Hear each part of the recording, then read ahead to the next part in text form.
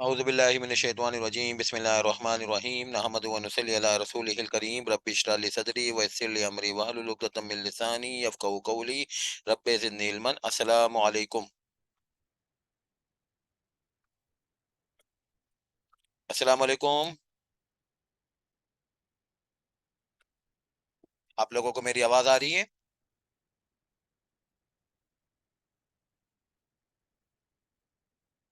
जी शुक्रिया उस्मान साहब। अच्छा जी, हमारी CFF 5 की जो कि एडवांस टैक्सेशन कहलाता है, मशहूर आम है एडवांस टैक्सेशन के नाम से, और जो है वो इसका ऑफिशियल नाम है tax planning and practices. Exam का फॉर्मेट जो है वो इस तरीके से है कि आपको लैपटॉप पे कंप्यूटर पे एग्ज़ाम देना होगा, और ओपन बुक है। तो जो किताबें आप एक्सेस करोगे वो भी सॉफ्टवेयर के ऊपर हैं। जो भी आपके सिलेबस की किताबें हैं वो सारी की सारी सॉफ्टवेयर पे एक्सेसिबल होंगी। तो उसके थ्रू जो है वो आपकी जो है वो एग्जाम में ओपन बुक की रस्म अदा होगी। अच्छा, अब सूरत हाल ये है कि आपके लिए बहुत अच्छा जो है वो मामला ये हो जाएगा कि हम लोग भी किताब या ऑर्डिनेंस या लॉ या जो नोट्स हैं वो ऑनलाइन ही पढ़ रहे होते हैं। तो वो मेरा तो पढ़ाने का तरीकाकार ये है कि वो एक एक वर्ड में आपको पढ़ा रहा होता हूँ। तो इसी तरीके से जो है वो आप लोगों को जो है वो एग्जाम में भी चीज़ों को एक्सेस करके उसको पढ़ के उसकी जो है वो रिलेवेंट एक्सट्रैक्ट को सवाल के अंदर जो है वो देखते हुए अप्लाई करना होगा। तो आपको थोड़ा सा ऑनलाइन पढ़ने की आदत डालनी होगी, ताकि आप एग्जाम में जो है वो यानी कि किताबों को ऑनलाइन पढ़ने की आदत तो वैसे ही आपकी होगी, मगर टैक्स लॉ वगैरह के बारे में भी थोड़ी सी ऑनलाइन पढ़ने की आदत आप रखिएगा। यानी कि जो है वो बेरेक वगैरह को ऑनलाइन एक्सेस करने का जो है वो तरीकाकार सीखिएगा, जिससे जो है वो आप एग्जाम में कोई पर्टिकुलर जो है वो कंफ्यूजन के ऊपर जो है वो आप जो है वो लॉ को एक्सेस कर सकें और उसके ऊपर फिर अपना फैसला कर सकें। अब खास तौर पे जैसे रेट वगैरह हैं, तो ये रेट वगैरह तो आपको जहन में याद नहीं होते हैं, और इसके ऊपर आपको लॉ को एक्सेस करना पड़ता है, और इसके लिए फिर आपको मालूम होना चाहिए कि लॉ में वो चीज़ कहाँ है। और फिर जो है वो एक्सेस के ऊपर अगर आपका हाथ साफ होगा सॉफ्ट कॉपी के ऊपर, तो जल्दी से आप वहाँ पे पहुंच जाएंगे। तो ये हमारा तरीकाकार होगा कि क्लास के अंदर हम जो है वो ऑनलाइन लॉ को एक्सेस भी कर रहे होंगे। प्राइमरीली हमारे नोट्स हैं, उसके थ्रू हम इसको पढ़ रहे होंगे, और नोट्स में भी बहरहाल ये मैंने कोई नहीं किया कि कोई बहुत लंबी चौड़ी अपनी कार्रवाई लिखी हो। नो डाउट्स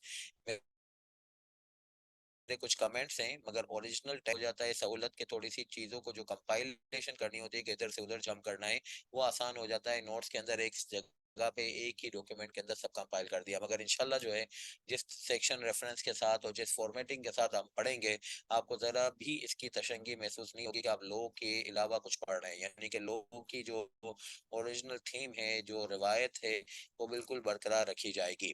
अच्छा, अब आज की क्लास में जो है वो मैं आप लोगों को सबसे पहले तो मैं सिलेबस आपको बताऊंगा, और सिलेबस के अंदर से ही आपको लॉ की पूरी फॉर्मेटिंग बता दूंगा। देखिए, जैसे अब एग्जांपल ये है कि एक आपको ऐसे बताएं कि रात को अगर आप और हम सोते हैं, तो हम सोते वक्त जो है वो मावज़तन पढ़ लें कुल औज़ु बिरब्बिल फलक, कुल औज़ु बिरब्बिन नास, और कुछ लोग बहरहाल सूरह इखलास भी कहते हैं, और उसको आप दोनों हाथों पे फूंक के जो है वो जिस्म में जहाँ तक हाथ पहुंचे वहां तक पहुंचाना चाहिए। ये जो है वो हुज़ूर अकरम सल्लल्लाहु अलैहि वसल्लम की सुन्नत है। इससे जो है वो शर से और जो है वो मुख्तलिफ जो है वो खराबियों से आपकी हिफाजत हो जाती है, मेरी हिफाजत हो जाती है। मगर अगर किसी को ये सूरतें याद ना हो, तो वो कलाम पाक के अंदर ये रोज सूरतों को ढूंढता रहे कि ये कहाँ है। वैसे कुरान में सबसे आखिरी में सूरतें हैं ये, मगर अगर उसको ना मालूम हो और इधर उधर ढूंढता रहे, तो वो होगा ये कि भाई जो वो पूरी रात जिसकी सोने की हिफाजत के लिए ये सूरतें पढ़ के हाथ पे फूंक के पे जिस्म पे पहनना था, वो पूरी रात ढूंढने में ही निकाल देगा। और जो है वो बहरहाल मामला ये होगा कि उसका जो पर्पस था वो पूरा डिफीट हो गया। तो इसी तरीके से दुनिया में भी जहाँ पे भी कोई किताब अगर आपको पढ़नी हो और उससे कोई चीज निकालनी हो, तो उस किताब का फॉर्मेट जरूर आपको मालूम होना चाहिए। जैसे कि इनकम टैक्स लॉ में आपको ये मालूम होना चाहिए कि अगर आपको कोई टैक्स के रेट निकालने हैं तो वो फर्स्ट स्केड्यूल में मिलेंगे। किसी की एग्जाम्शन ढूंढनी हो तो सेकंड स्केड्यूल में जाके देखना चाहिए। डिप्रिसिएशन इनकम टैक्स लॉ में अकाउंटिंग के डिप्रिसिएशन को नहीं मानता, वो कोई और ही तरीके से डिप्रिसिएशन के रेट और तरीके निकालता है, वो थर्ड स्केड्यूल में मिलते हैं। बैंकों का टैक्सेशन सेवन स्केड्यूल में है। चौथे स्केड्यूल में जो है वो इंश्योरेंस कंपनी का टैक्सेशन है। इसके अलावा जो है वो आपका जो इनकम फ्रॉम बिजनेस का जो है वो सेक्शन है, वो जो है वो सेक्शन नंबर 18 है, कैपिटल गेन का सेक्शन नंबर 37 है। तो इस तरीके की फॉर्मेटिंग अगर आपको याद होगी तो आप चीजों को आसानी से जो है वो डायग्नोस कर लोगे, और एग्जाम में जो जरूरत होगी ओपन बुक सिनेरियो के अंदर वो आप जो है वो एक्सट्रैक्ट कर लोगे। और ये जिंदगी के लिए भी जरूरी है, जब आप अपनी ऑफिस में अपने जो है वो जो चेम्बर्स में जहाँ पे भी आपका जो है वो जिंदगी में जरिया माश है, रोजगार है, तो वहां पे लोग आपको इतनी ज्यादा इजाजत नहीं देते हैं कि आप कहेंगे कि मैं उसको फोन करके पूछ लूं, उन्हें ये कर लूं। वहां पे फौरन फौरन आपको जवाब देना होता है। ये बिल्कुल ऐसा ही होता है कि जैसे कि एक डॉक्टर के पास इमरजेंसी में एक पेशेंट आता है, वो यही थोड़ी कहेगा कि मैं किताब पढ़ने जाऊंगा, उसमें पेशेंट का इंतकाल हो जाएगा। तो वो तो फौरन से जो है वो उस पेशेंट को अटेंड करना है, एड्रेस करना है। और इसके ऊपर होगा ये कि भाई जो है वो बगैर जो किताबें वगैरह जो है वो पढ़े बगैर, जो ऑलरेडी आपकी माजी की नॉलेज है उसकी बेस पे आंसर आपको देना होता है या एड्रेस करना होता है सिचुएशन को। तो प्रैक्टिकल लाइफ में भी आपके साथ ऐसा ही मामला होगा। तो जो इसमें सुरखुरु होता है, ये वो होता है जिसने अपनी पढ़ाई के दौरान में ओरिजिनल लॉ से पढ़ा हुआ होता है, उसको लॉ को डायग्नोस करने आता है कि कहाँ से जाके उसने जो है वो कौन सी चीज एक्सट्रैक्ट करनी है। ये हर जगह पे होता है। मैंने जैसे आपको माओ ज़ेडुन की एग्जांपल दी, वहां पे अगर आप जो है वो ये नहीं जानोगे कि कुरान में सबसे आखिरी में ये चीजें हैं, दोनों तीनों सूरतें हैं, वो छोटी छोटी जितनी भी सूरतें हैं वो सारे पता सारी के सारी सूरह यानी अम्मा के पारे में है, आखिरी पारे में 30वें से पारे में। तो ये चीजें हमें मालूम होगी तो फिर हम जो है वो आसानी से इसको ढूंढ सकते हैं। तो कोई भी किताब हो, हदीस की हो, कुरान हो, बहरहाल दुनियादारी की कोई किताब है, हमेशा फॉर्मेट को जरूर जरूर काबू करना चाहिए। तो आज की क्लास में हम सिलेबस के साथ साथ ये फॉर्मेट के काबू के बारे में भी थोड़ा सा पढ़ेंगे। फिर मुझे आगे की क्लासों में शायद ये टाइम नहीं मिलेगा कि मैं फिर आपको बता रहूंगा कि यार फर्स्ट स्केड्यूल में ये चीजें होती हैं, सेकंड स्केड्यूल में ये होती है। डायरेक्टली जंप करूंगा कि भाई यहाँ पे रेट निकालना है तो फर्स्ट स्केड्यूल में जा रहे हैं, तो फिर आप जो है इस बारे में फौरन चौकन्ने हो जाइए। यस यस, हमें पहली क्लास में बताया गया था कि रेट तो सारे के सारे यानी इनकम टैक्स के सारे रेट्स तो जो है वो हमेशा फर्स्ट स्केड्यूल में होते हैं। अच्छा आइएगा, सबसे पहले सिलेबस देख लेते हैं। सिलेबस के तीन कंपोनेंट्स हैं। एक जो है वो 50 से 60 नंबर का है, एक 30 से 45 मार्क का है, और एक 5 से 10 नंबर का है। अच्छा, जो 50 से 60 नंबर का है ये इनकम टैक्स का एरिया है, और जो 30 से 45 नंबर का मामला है ये सेल टैक्स और फेडरल एक्साइज ड्यूटी के कानून है, उसको हमें पढ़ना पड़ेगा। और जो 5 से 10 नंबर का एरिया है ये थ्योरी वाला है, यानी दर्द सर है, जिसमें तीन इन्होंने मामले रखे हुए हैं: professional ethics, professional values and professional attitude. अब इनकम टैक्स के अंदर जो है वो जो मामला है उसको हम कहते हैं कि भाई ये तो डायरेक्ट टैक्स होता है। और जो सेल टैक्स का मामला होता है उसको हम कहते हैं कि भाई ये तो जो है वो इनडायरेक्ट टैक्स होता है।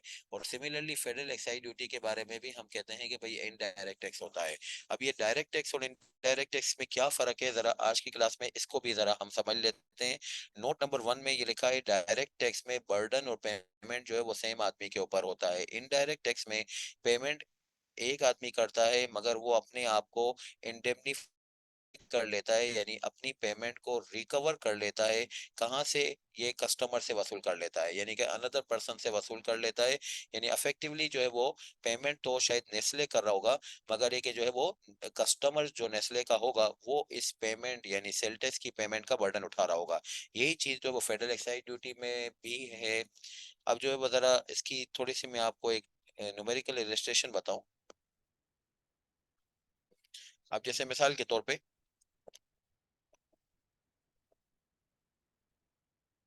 एबीसी लिमिटेड है, उसकी टैक्सेबल इनकम है फॉर एग्जांपल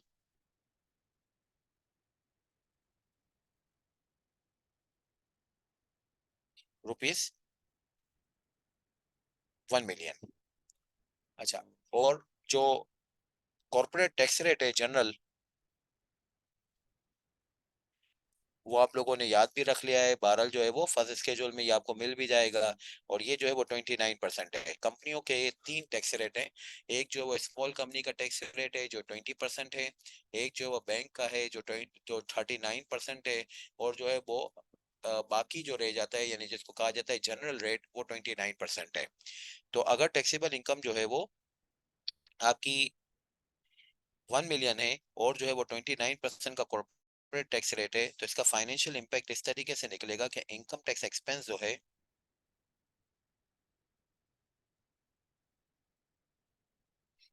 2,90,000 रुपए का डेबिट हुआ, और इनकम टैक्स पेएबल 2,90,000 रुपए का क्रेडिट हो गया। अब ये जो पेबल है यानी कि बैलेंस शीट है, ये भी जो है वो एबीसी लिमिटेड की है, और जो ये बर्डन है यानी कि प्रॉफिट और लॉस अकाउंट, ये भी एबीसी लिमिटेड का है। तो कोई टैक्स की ऐसी पेमेंट हो जिसमें बर्डन और पेमेंट, यानी कि बर्डन मतलब एक्सपेंस और पेमेंट सेम ही आदमी का हो, तो उसको कहते हैं डायरेक्ट टैक्स। तो इस बात से वाजे हुआ कि इनकम टैक्स जो है वो डायरेक्ट टैक्स है। अच्छा, मजीद बात ये भी याद रख ली कि इनकम टैक्स में जिस अमाउंट के ऊपर टैक्स का रेट लगता है उसको कहते हैं टैक्सेबल इनकम। अच्छा, अब लिमिटेड के केस में आपकी जो है वो अगर सूरत हाल ये हो कि वैल्यू ऑफ सप्लाई, सेल्टस के निज़ाम में, सेल्टस के निज़ाम में सेल्स रेवेन्यू या रेवेन्यू नहीं कहते, बल्कि जो है वो वैल्यू ऑफ सप्लाई कहते हैं। इसका नाम जो है वो सेल्टस के निज़ाम में ये रखा गया है। और अगर ये फॉर एग्जांपल जो है वो 1 मिलियन की है, और सेल्टस का जो जनरल सेल्टस रेट है यानी जिसको जीएसटी रेट कहते हैं, वो है 18%। तो अब सूरत हाल क्या होगी कि इसकी फाइनेंशियल इम्पैक्ट जो है एबीसी लिमिटेड के केस में किस तरीके से आएगी। इसकी फाइनेंशियल इम्पैक्ट एबीसी लिमिटेड के केस में इस तरीके से आएगी कि वो अकाउंट रिसीवेबल बुक करेंगे,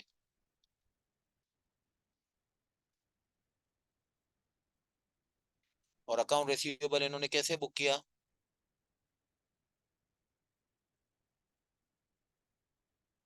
अकाउंट रिसीवेबल इन्होंने ऐसे बुक किया कि 10 लाख रुपए की इन्होंने सेल बुक की, और उसके ऊपर 18% का सेल टैक्स यानी 1,80,000 रुपए का, 11,80,000 रुपए की उन्होंने अकाउंट रिसीवेबल बुक की। और इसके सामने सेल्स कितने की बुक की, 10 लाख रुपए की बुक की। और इसके ऊपर सेल टैक्स पेएबल कितना बुक किया, जिसको सेल टैक्स की किताब में कहा जाता है आउटपुट टैक्स, ये 1,80,000 रुपए का बुक किया। तो 11,80,000 रुपए का रिसीवेबल बुक किया, और इसके सामने 11,80,000 रुपए की जो है वो ब्रेकअप ऐसे आई कि सेल्स जो है वो या आपकी जो है वो जो कस्टमर को जो है वो ट्रांजेक्शन आपकी हुई है वो 10 लाख की हुई है, और जो है वो इसके ऊपर सेल टैक्स की जो पेएबल जो आप गवर्नमेंट को कर रहे हो वो 1,80,000 की कर रहे हो। अब इसमें अगर देखा जाए तो ये जो पेएबल है ये बेसिकली बैलेंस शीट है एबीसी लिमिटेड की, और ये जो है वो अकाउंट रिसीवेबल ये भी एबीसी लिमिटेड की बैलेंस शीट है। तो इसके अंदर आपका बर्डन तो कहीं नजर ही नहीं आ रहा, यानी कि एक्सपेंस तो कहीं एबीसी लिमिटेड का बुक ही नहीं हुआ। तो इसीलिए तो इसको कहते हैं कि भाई ये जो है वो इनडायरेक्ट टैक्स है। इनडायरेक्ट टैक्स में payment of ABC limited will be indemnified by the customer of ABC limited. For example इस कस्टमर का नाम जो है वो साकिब है, तो साकिब जो है वो बेसिकली ये 1,80,000 रुपए को अपने पास एक्सपेंस बुक कर रहा है, और नतीजतन जो है वो एबीसी लिमिटेड को ये सरमाया मुहैया कर रहा है ताकि एबीसी लिमिटेड इसको आगे जाके गवर्नमेंट को दे आए। Similar pattern inflation will also be applicable for the purpose of federal excise duty. तो फेडरल एक्साइज ड्यूटी और सेल टैक्स दोनों ही इनडायरेक्ट टैक्स कहलाए, क्योंकि पेमेंट करने वाला अपनी रिकवरी जो है वो कस्टमर से कर रहा है। ठीक है ना, यहाँ पे एक्सपेंस बुक हो रहा है डायरेक्ट टैक्स में, और इनडायरेक्ट टैक्स में एक्सपेंस बुक नहीं हो रहा, एंड मीनिंग देयर बाय के एक्सपेंस बुक करे बगैर आप पेमेंट कर रहे हो तो फिर कहीं ना कहीं से रिकवर कर रहे हो, अकाउंट रिसीवेबल की शक्ल में रिकवर कर रहे हो, तो यही इसको इनडायरेक्ट टैक्स बना रहा है। अच्छा, अब आप मजीद आइए। तो इनकम टैक्स हमारा जो है वो डायरेक्ट टैक्स है, सेल टैक्स और federal excise duty indirect tax है। इनडायरेक्ट टैक्स का पोर्शन सिलेबस के लिए 30 से 45 नंबर का है, और तीसरा जो है वो थ्योरी वाला एरिया 5 से 10 नंबर का है। पहले जरा इसको समझ लेते हैं। ये हमारी पढ़ाई में घाय बगाए आता रहेगा, थोड़ा थोड़ा थोड़ा थोड़ा डिस्कस होता रहेगा, और फिर जो है वो इंशाल्लाह जब हमारी सिलेबस एंड हो रही होगी तो इसके कुछ नोट्स वगैरह मुहैया कर दिए जाएंगे।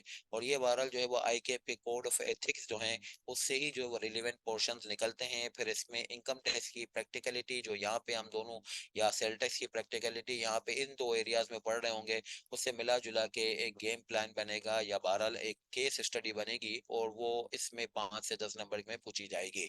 यही पढ़ाई जो है वो जो यहाँ पे आप सीखोगे ये एमएसए में भी कुछ हद तक आपको काम आएगी। एमएसए के अंदर जो है वो यही बातें जो प्रोफेशनल वैल्यूज और एथिक्स की प्लानिंग और इस तरीके के स्ट्रक्चर, इसको थोड़ा सा एडवांस लेवल के ऊपर भी पूछा जाता है। तो इसके अंदर 3 चीज़ें आपको पढ़नी है, जो सिलेबस बनाने वालों ने हमें हिदायत जारी की है कि आप ये बताइएगा कि भाई सही कानून कैसे बनते हैं और सही जो है वो कानून के निगरान कैसे अपॉइंट होते हैं। यानी टैक्स एडमिनिस्ट्रेशन को, एडमिनिस्ट्रेशन का मतलब ये कि कानून के निगरान यानी कि एफबीआर।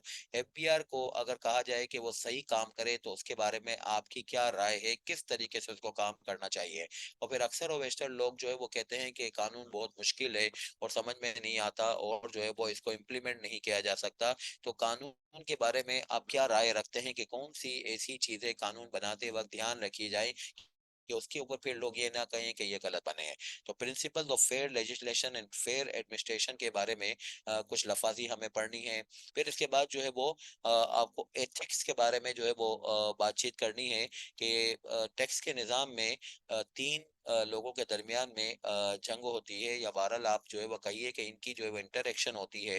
एक होता है टैक्स पेयर, जो कि बेसिकली जो है वो गवर्नमेंट को रेवेन्यू पहुंचा रहा है। एक है टैक्स कलेक्टर और एक है टैक्स प्रैक्टिशनर, जो कलेक्टर और जो है वो पेयर के दरमियान में एक ब्रिज का रोल प्ले कर रहा होता है। तो बहरहाल टैक्स कलेक्टर के लिए तो उन्होंने कोई एथिक्स वगैरह की बातचीत नहीं की, क्योंकि वो तो एडमिनिस्ट्रेशन के निज़ाम के अंदर वैसे ही बहुत सारी बाइंडिंग्स के साथ जो है वो घिरा हुआ है।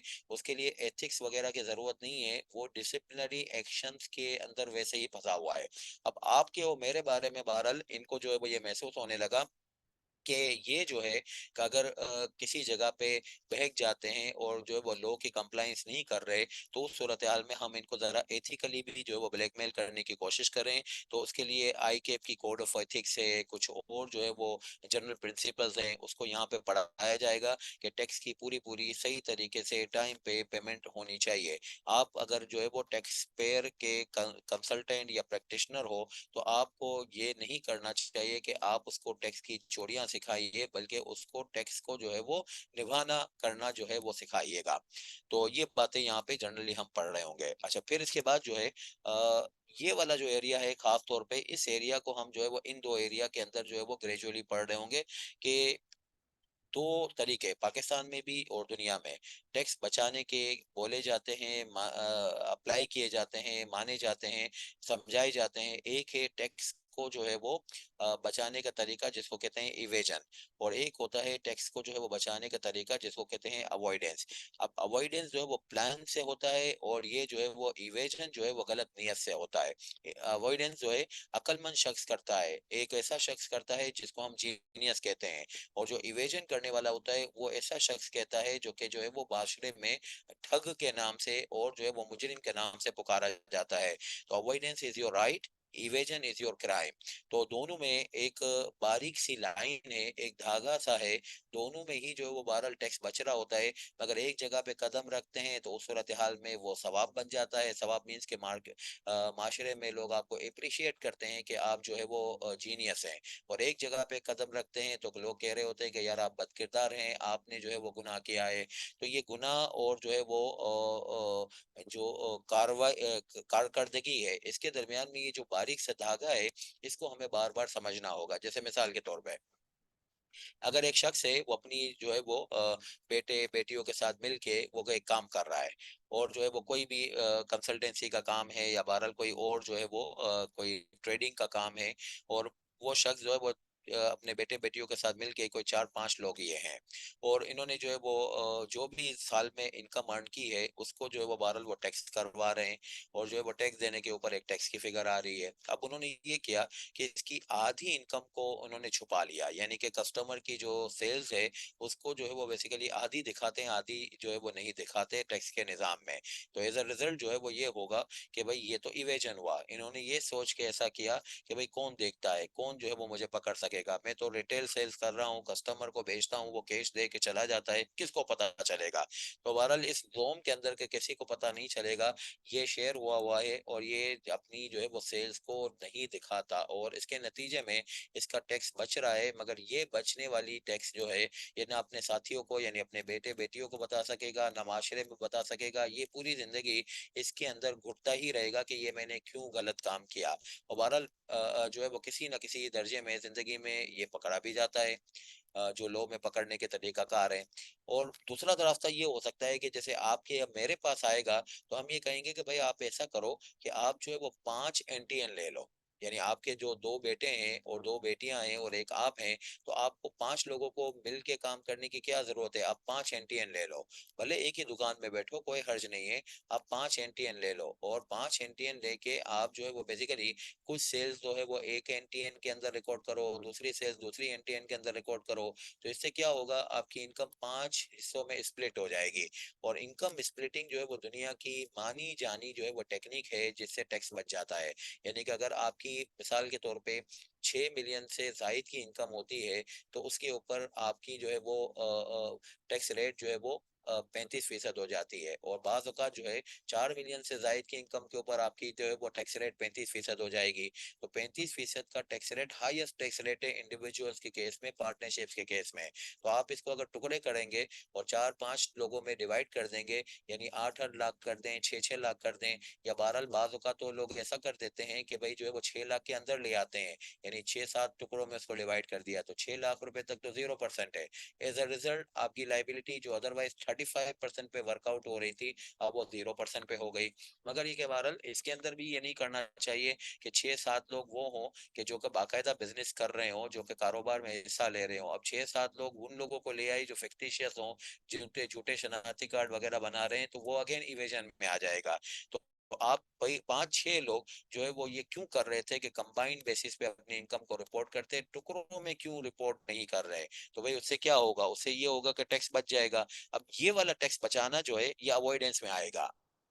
आपकी वेल्थ ब्लैक नहीं होगी, आपकी जो है वो माशरे में शर्मिंदगी नहीं होगी, बल्कि आप ही जाके बताएँगे। तो जैसे मैं अपने स्टूडेंट्स को बता रहा हूँ, आप भी जो है वो माशरे में अपने स्टूडेंट्स को, अपने घर वालों को बताइए, देखिए कि मैंने 35% का टैक्स कैसे 9% पे या 6% पे या 0% पे लेके आ गया। और इसमें कोई रॉकेट साइंस नहीं होगी। बेसिकली आपने जो पढ़ाई की होगी उसके ऊपर आपने अपने ज़हन को माइन्यूटली जो है वो वर्कआउट किया, depending upon your circumstances and situation. तो वही चीज़ जिसको आप चोरी की शक्ल में जो है वो वर्कआउट कर रहे थे, वही चीज़ जो है वो कार्रवाई या कारकर्दगी की शक्ल में वर्कआउट हो सकती है। तो ये बहरहाल दोनों में ये जो फ़र्क होता है, बारीक सी लाइन, उस चीज़ लाइन को हमें जो है वो बहरहाल आपके साथ शेयर करना होगा। बार-बार कि भई ऐसा कर दोगे तो ये हो जाएगा, ऐसा करोगे तो ये इवेजन में आ जाएगा, इधर करोगे तो अवॉइडेंस में आ जाएगा। तो इन चीज़ों को जो है वो बहरहाल ग्रेजुअली हम जैसे-जैसे आगे बढ़ेंगे, तो इनके साथ-साथ ही वर्कआउट कर देंगे। बाकी ये चीज़ें जो हैं principle of fair legislation and ethics, ये हमारी प्रैक्टिकली तो इतनी ज़्यादा जो है वो डिस्कस नहीं हो रही होंगी, मगर जो एंड के जो नोट्स हैं उसके अंदर काफ़ी तसल्ली बख्श मवाद इसका मिल जाएगा। तो अभी आप इसकी फॉर द टाइमिंग फ़िक्र ना कीजिएगा, ये जो है वो बहरहाल आप एंड के लिए सोचिएगा। और ये जो टैक्स इवेजन और अवॉइडेंस का चक्कर है, ये साथ-साथ हमारा पढ़ाई में चलता रहेगा। अच्छा, अब हमारी पढ़ाई तो होगी बेसिकली इस तरीके से कि हम पहले पूरा इनकम टैक्स इंशाल्लाह खत्म करेंगे, फिर इसके बाद जो है वो सेल टैक्स पूरा खत्म करेंगे, फिर इसके बाद फेडरल एक्साइज ड्यूटी खत्म करेंगे। मगर सेल टैक्स में और फेडरल एक्साइज ड्यूटी में, इनकम टैक्स में हमें क्या-क्या पढ़ना है, उसका फैसला आज ही कर लेते हैं। इनकम टैक्स लॉ के अंदर हमें 3 डॉक्यूमेंट्स जो है वो आइडियली पढ़ने हैं। एक का नाम है इनकम टैक्स ऑर्डिनेंस 2001, एक का नाम है इनकम टैक्स रूल्स 2002, एक का नाम है अदर्स। अदर्स का क्या मतलब है अभी बताते हैं आपको। इनकम टैक्स ऑर्डिनेंस में 242 सेक्शन है, 242 सेक्शंस हैं, तकरीबन सारे ही आपके सिलेबस में हैं। और इसके अलावा जो है वो 14 स्केड्यूल हैं, one first schedule, second schedule, third third schedule. अगर चीज़ों को कंपाइल करना हो, यानी किसी भी लॉ में अगर कोई ऐसा प्रोविजन लिखना हो जिसमें लंबी लंबी लिस्टें बन रही हो, तो उस सूरत हाल में उस लिस्टों को अनेक्शर यानी कि शेड्यूल की शक्ल में लॉ में लगा देते हैं। तो इनकम टैक्स लॉ में 14 स्केड्यूल है, हर स्केड्यूल में क्या लिखा हुआ है वो ज़ाहिर बात है वो अभी हमें समझना पड़ेगा। वही बात के ऊपर जो क्लास के शुरू में बताई थी, लॉ का फॉर्मेट क्या है वो तो आज ही हम काबू करके उठेंगे। तो सेक्शन 242 242 सेक्शंस और जो है वो 14 स्केड्यूल, ये पढ़ना इनकम टैक्स ऑर्डिनेंस को मुकम्मल करेगा। इनकम टैक्स रूल्स जो हैं, किसी भी कानून के साथ, पाकिस्तान हो, पाकिस्तान से बाहर हो, तो ऑर्डिनेंस हो या एक्ट हो, उसके साथ ज़रूर रूल्स होते हैं। रूल्स आपको ये बताते हैं कि ऑर्डिनेंस में जो व्हाट टू डू कहा गया है, उसके लिए हाउ टू डू किया है। ये इस तरीके से समझ लीजिएगा जैसे कि कलाम पाक अल्लाह कलाम के अंदर 700 तक मर्तबा तकरीबन ये कहा गया है कमोबेश कि भाई नमाज पढ़िए, मगर नमाज का तरीका कार ही नहीं है। आज जुम्मा है, अल्लाह का शुक्र है हमने जुमे की नमाज पढ़ी। अब जुमे के रोज हमने जोर की नमाज नहीं पढ़ी, जोर की नमाज में हम 4 रकातें पढ़ते हैं, जुम्मे के दिन हमने जो है वो दो जुम्मे की नमाज पढ़ी, रकातें पढ़ी है। मोर ओवर वैसे जो है वो कोई जोर के वक्त कोई खुतबा नहीं होता, आज जुम्मे के रोज जो है वो खुतबा भी था, यानी कि जो है वो जुम्मे की नमाज से पहले। तो ये चीजें जो है वो ये हमें कहाँ से पता चली है, तो ये हदीस हमें बताती है। तो इस हदीस को मदरसों के ज़बान में ये कहा जाता है कि देखें कलाम पाक ने या डिवाइन जो अल्लाह की तरफ से नुज़ूल हैं जो एकामात का, वो तो प्रिंसिपल्स हैं, और इसके ऊपर प्रोसीजर्स जो हैं वो अगर आपको देखने हो तो आप अम्बिया की तालीमात में जाके देखते हैं, और हम जो है वो कहते हैं कि हदीस में जाके देखते हैं। तो इसी तरीके से दुनिया में भी जो कानून बनाए गए हैं उसके बारे में हमने यही देखा है कि लो हमें ये बताएगा कि व्हाट टू डू, और जो है वो फिर प्रोसीजर जो है वो आपको मिलेंगे रूल्स के अंदर। जैसे बहुत आसान सी एग्जांपल बता रहा हूँ जो केफ लेवल पे भी आप लोगों ने पढ़ी होगी। जैसे कि अगर आप पाकिस्तान में 183 डेज जो है वो स्टे करते हैं साल के दौरान में, तो आप रेजिडेंट बन जाते हैं। चाहे जो है वो आप फॉरेनर हो, पाकिस्तानी हो, मगर ये कि 183 डेज का स्टे जो है वो एक शर्त है जिसके ऊपर आपको रेजिडेंट प्रूफ किया जाएगा। अब ये 183 डेज की काउंटिंग कैसे करनी चाहिए, एक साथ करनी चाहिए, टुकड़ों टुकड़ों में करनी चाहिए, आदमी बीमार हो जाता है तो वो वाले दिन भी गिने जाएंगे। तो ये सारी कहानी के लिए आपको रूल नंबर 14 में जाके देखना पड़ेगा। रूल 14 ये बताता है कि भाई जो है वो आपको किस तरीके से जो है वो अपने ये 183 डेज को काउंट करना है। अब सेक्शन नंबर 103 में ये लिखा हुआ है कि अगर आप जो है वो पाकिस्तान में रेजिडेंट प्रूफ हो जाते हैं, तो पाकिस्तान के बाहर से भी अगर आपने कोई इनकम अर्न की है जिसको हम कहते हैं फॉरेन सोर्स इनकम, उसके ऊपर भी पाकिस्तान में आपको टैक्स देना पड़ेगा। यानी कि फॉर एग्जांपल अगर मिस्टर ए जो है वो टैक्स ईयर 2024 में रेजिडेंट है, और उसकी जो वो कोई दुबई से इनकम है, कोई जो है वो नॉर्वे से इनकम है, तो वो रेजिडेंट होने की वजह से पाकिस्तान में फॉरेन सोर्स इनकम के ऊपर भी टैक्स देगा। अब जो है वो जो मिस्टर ए है वो शोर मचाने लगा कि नॉर्वे की और दुबई की जो मेरी इनकम है उसके ऊपर तो वहां पे भी मैंने टैक्स दिया है, तो फिर पाकिस्तान में हम उस टैक्स के ऊपर यानी फॉरेन सोर्स इनकम के जो टैक्स ऑलरेडी आप फॉरेन कंट्री में दे चुके हो उसके ऊपर हम आपको कोई टैक्स क्रेडिट देंगे। अब वो टैक्स क्रेडिट के लिए कस्टम कमिश्नर को हम प्रूफ कैसे करेंगे कि हमने फॉरेन टैक्स पे किया है?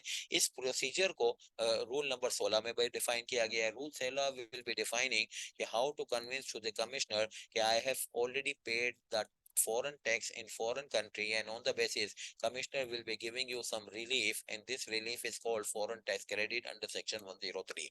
तो कहने का मकसद ये है कि rule will be defining a procedural matter for those requirements which are enunciated under the main law, यानी कि जो है वो गवर्निंग लॉ यानी कि इनकम टैक्स लॉ। अच्छा, अदर्स के अंदर हमें क्या चीजें पढ़नी होंगी? अदर्स के अंदर हमें जो है वो ये 3 डॉक्यूमेंट पढ़ने होंगे। एक एसआरओ है, और एक सर्कुलर है, और एक सर्कुलर लेटर है। एसआरओ जो है वो बेसिकली फुल फॉर्म बनती है स्टेचुटरी रूल एंड ऑर्डर। केफ लेवल के ऊपर तो एसआरओज हैं ही नहीं, मगर यहाँ पे बहुत सारे एसआरओज हैं, और एसआरओ जो है वो बेसिकली किसी सेक्शन के अंदर ये लिखा होता है कि एस में बी प्रिस्क्राइब, एस में बी स्पेसिफाइड। तो जैसे कि एक सेक्शन 181 ई है, उसमें ये लिखा हुआ है कि अगर आप कंपनी है और आपकी कोई कंपनी के अंदर कोई 25% का शेयर होल्डर है, तो उसको आप टैक्स अथॉरिटीज को बताइए कि किसके पास आपकी कंपनी की 25% शेयर होल्डिंग है। यानी उसको उस सेक्शन 181 ई में कहा गया है कि बेनिफिशियल ओनरशिप है। तो बेनिफिशियल ओनरशिप जो है वो आपकी कंपनी में किसकी, कौन से शेयर होल्डर की है, उसकी जरा आइडेंटिटी तो डिस्क्लोज कीजिए टैक्स अथॉरिटीज को। तो ये जो है वो उस तरीके से डिस्क्लोज होगी जो कि प्रिस्क्राइब होगा। अब इस प्रिस्क्राइब के ऊपर अभी रिसेंटली जो है वो 1117 एसआरओ आया है, रिसेंटली आया है 2023 में। तो ये 1117 जो एसआरओ है, इसके थ्रू जो है वो ये पता चलेगा कि भाई बेनिफिशियल ओनर्स की आइडेंटिटी हम कैसे डिस्क्लोज करेंगे। तो ये एसआरओ जो है ये बेसिकली किसी भी सेक्शन के अंदर ये लिखा हुआ हो एज में बी स्पेसिफाइड, एज में बी प्रिस्क्राइब, तो प्रिस्क्रिप्शन को लाने के लिए एसआरओ बनता है। अच्छा, सर्कुलर क्यों होते हैं? सर्कुलर जो है वो होते हैं बेसिकली एक्सप्लेनेशन के लिए। हमारे यहाँ पे मुख्तलिफ जो है वो पढ़ाई लिखाई के लोग, जैसे कि मिसाल के तौर पे दो बड़ी कैटेगरीज जो टैक्स की प्रैक्टिस करती हैं, वो एक तो लॉयर्स हैं और एक जो है वो अकाउंटेंट्स हैं, यानी हम लोग हैं। अब जो अकाउंटेंट्स हैं उनका पॉइंट ऑफ व्यू जो है वो बेसिकली लॉ को पढ़ने का हमेशा से डिफरेंट रहा है, और जो है वो लॉयर्स का अलग रहा है। लॉयर्स जो है वो नॉर्मली कंफर्टेबल महसूस करते हैं कि वो अपील में, वो कोर्टों में, वहां पे जाके जो है वो केसेस को जीतने में वो अपना जो है वो मजा महसूस करते हैं। और हम ये कहते हैं कि बस जल्दी जल्दी जो है वो चीज खत्म हो जाए, नीचे असेसमेंट प्रोसीडिंग्स में ही खत्म हो जाए। तो हमारी जो है वो सोच एक डिफरेंट जो है वो जाविये के ऊपर वर्कआउट होती है। अब जाहिर बात है माशरे में जो लोग की जानकारी रखने वाले हैं वही लोगों को एडवाइस करते हैं। अब जब लोगों को एडवाइस करते हैं तो वहां पे लोगों के अंदर भी जो है वो डाइवर्सिटी नजर आनी शुरू हो गई, क्योंकि दोनों का सोर्स ऑफ इंफॉर्मेशन अलग अलग है। एक जो है काले कोट वाले हैं और एक जो है वो टाई सूट वाले हैं, और एज अ रिजल्ट, यानी टाई सूट वाले मैं अकाउंटेंट्स को कह रहा हूँ, और एज अ रिजल्ट जो है वो लोगों की तालीमात इसके ऊपर मुख्तलिफ तरीकों से डेवलप हो रही हैं। तो अक्सर व बेशतर एक ही चीज के ऊपर मुख्तलिफ जो है वो रवैये लोगों के नजर आते हैं। तो कंसिस्टेंसी और यकसानियत लाने के लिए जो डॉक्यूमेंट जारी किया जाता है एफबीआर की तरफ से, उसको कहा जाता है कि भाई ये तो जो है वो सर्कुलर है। सर्कुलर में बेसिकली ए लॉ की एक्सप्लेनेशन होती है in order to bring consistency in application of law. अच्छा, सर्कुलर लेटर क्या होता है? Circular letter is a new thing जो कि जो है वो बहरहाल हर लॉ में नहीं होती है। सर्कुलर लेटर जो है इनकम टैक्स लॉ में या एफबीआर के कानून में इस मकसद के लिए लाया जाता है कि अगर कोई सबऑर्डिनेट को कोई तरकीब चाहिए, यानी कोई जो है वो मैटर को सॉल्व करने के लिए, कोई मैटर को डील करने के लिए कोई राय चाहिए, कोई एक्सप्लेनेशन, कोई गाइडेंस चाहिए, तो सुपीरियर की जो इंफीरियर को गाइडेंस की डॉक्यूमेंट जारी होती है उसको कहते हैं सर्कुलर लेटर। और एपीआर ने आपकी और मेरी सहूलत के लिए सारे सर्कुलर लेटर अपने वेबसाइट पे डाल दिए हैं। तो गाइडेंस के लिए तो जारी होता है सबऑर्डिनेट को, मगर उसके लिए उसके जो है वो गाइडेंस के साथ साथ हमारी भी तालीम इसके ऊपर हो जाती है। तो हम इसको भी बहरहाल क्लास में रेफर करते हैं, एग्जाम में, प्रैक्टिकल फील्ड में वकुला हजरात प्रैक्टिशनर्स रेफर करते हैं। सर्कुलर और सर्कुलर लेटर में बेसिकली फर्क ये होता है कि दोनों ही एफबीआर से जारी हो रहे हैं, मगर सर्कुलर जो है वो आवाम के लिए जारी होता है और सर्कुलर लेटर सुपीरियर से इंफीरियर की तरफ जारी होता है। एसआरओ के लिए एसआरओ जारी होना चाहिए, ये तो सेक्शन में ही लिखा होता है, एस में भी प्रिस्क्राइब, एस में भी स्पेसिफाइड की जगह पे एसआरओ आ जाएगा।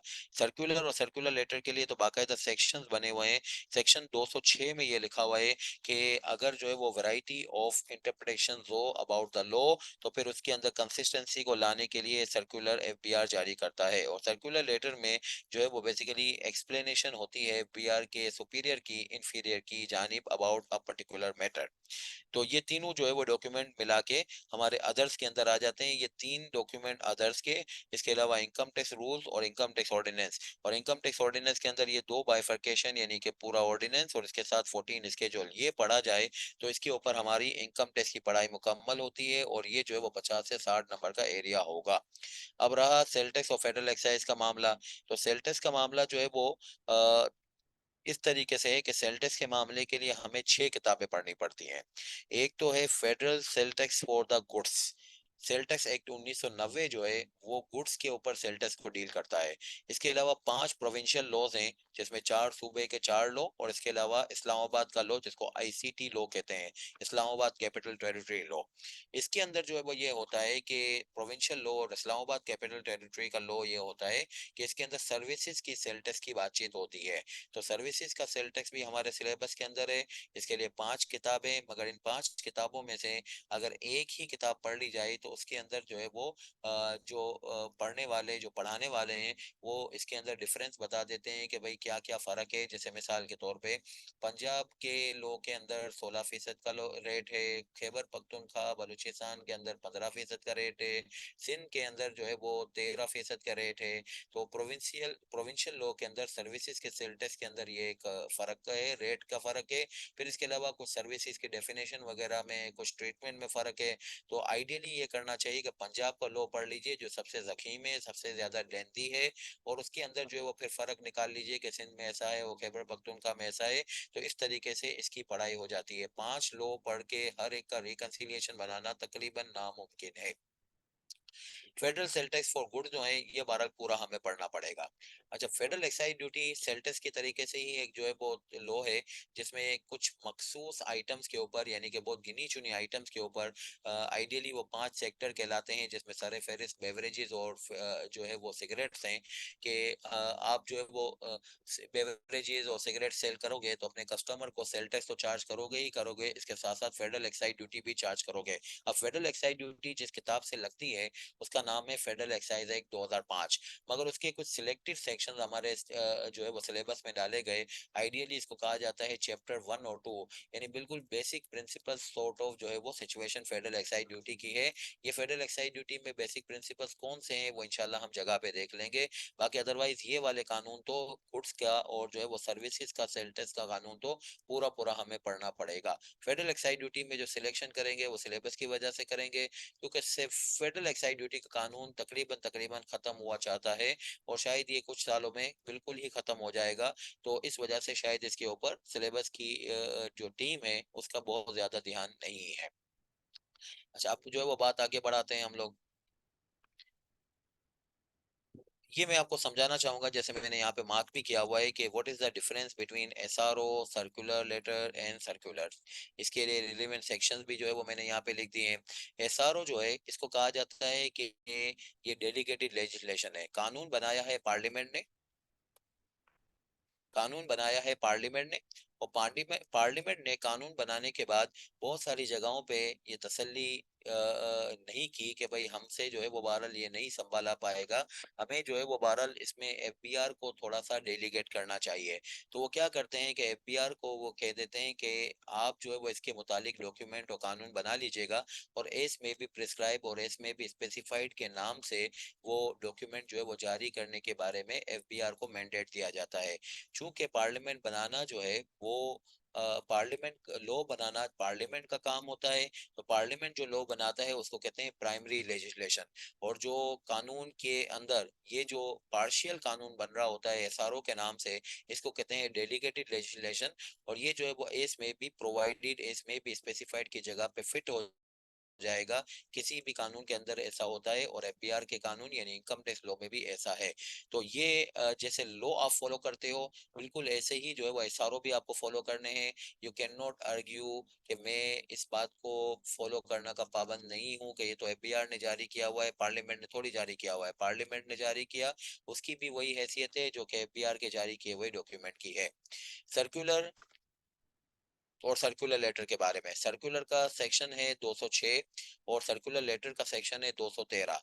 सर्कुलर के बारे में जो 206 में लिखा हुआ है वो ये लिखा हुआ है कि एफबीआर चाहे तो इशू कर सकती है। क्यों इशू करती है, उसकी रीजन ये है to achieve consistency in the administration of the ordinance and to provide guidance to the taxpayer and officials of FBR।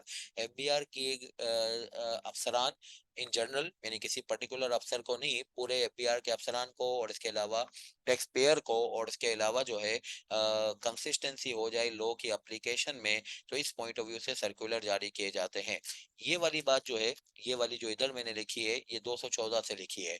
ये जो सर्कुलर जारी होते हैं ये एफबीआर के स्टाफ के ऊपर बाइंडिंग है, और इसके अलावा एफबीआर के स्टाफ के अंदर जो अपीलेट अथॉरिटीज हैं यानी कि कमिश्नर इनलैंड रेवेन्यू अपील्स, उसके ऊपर ये बाइंडिंग नहीं है।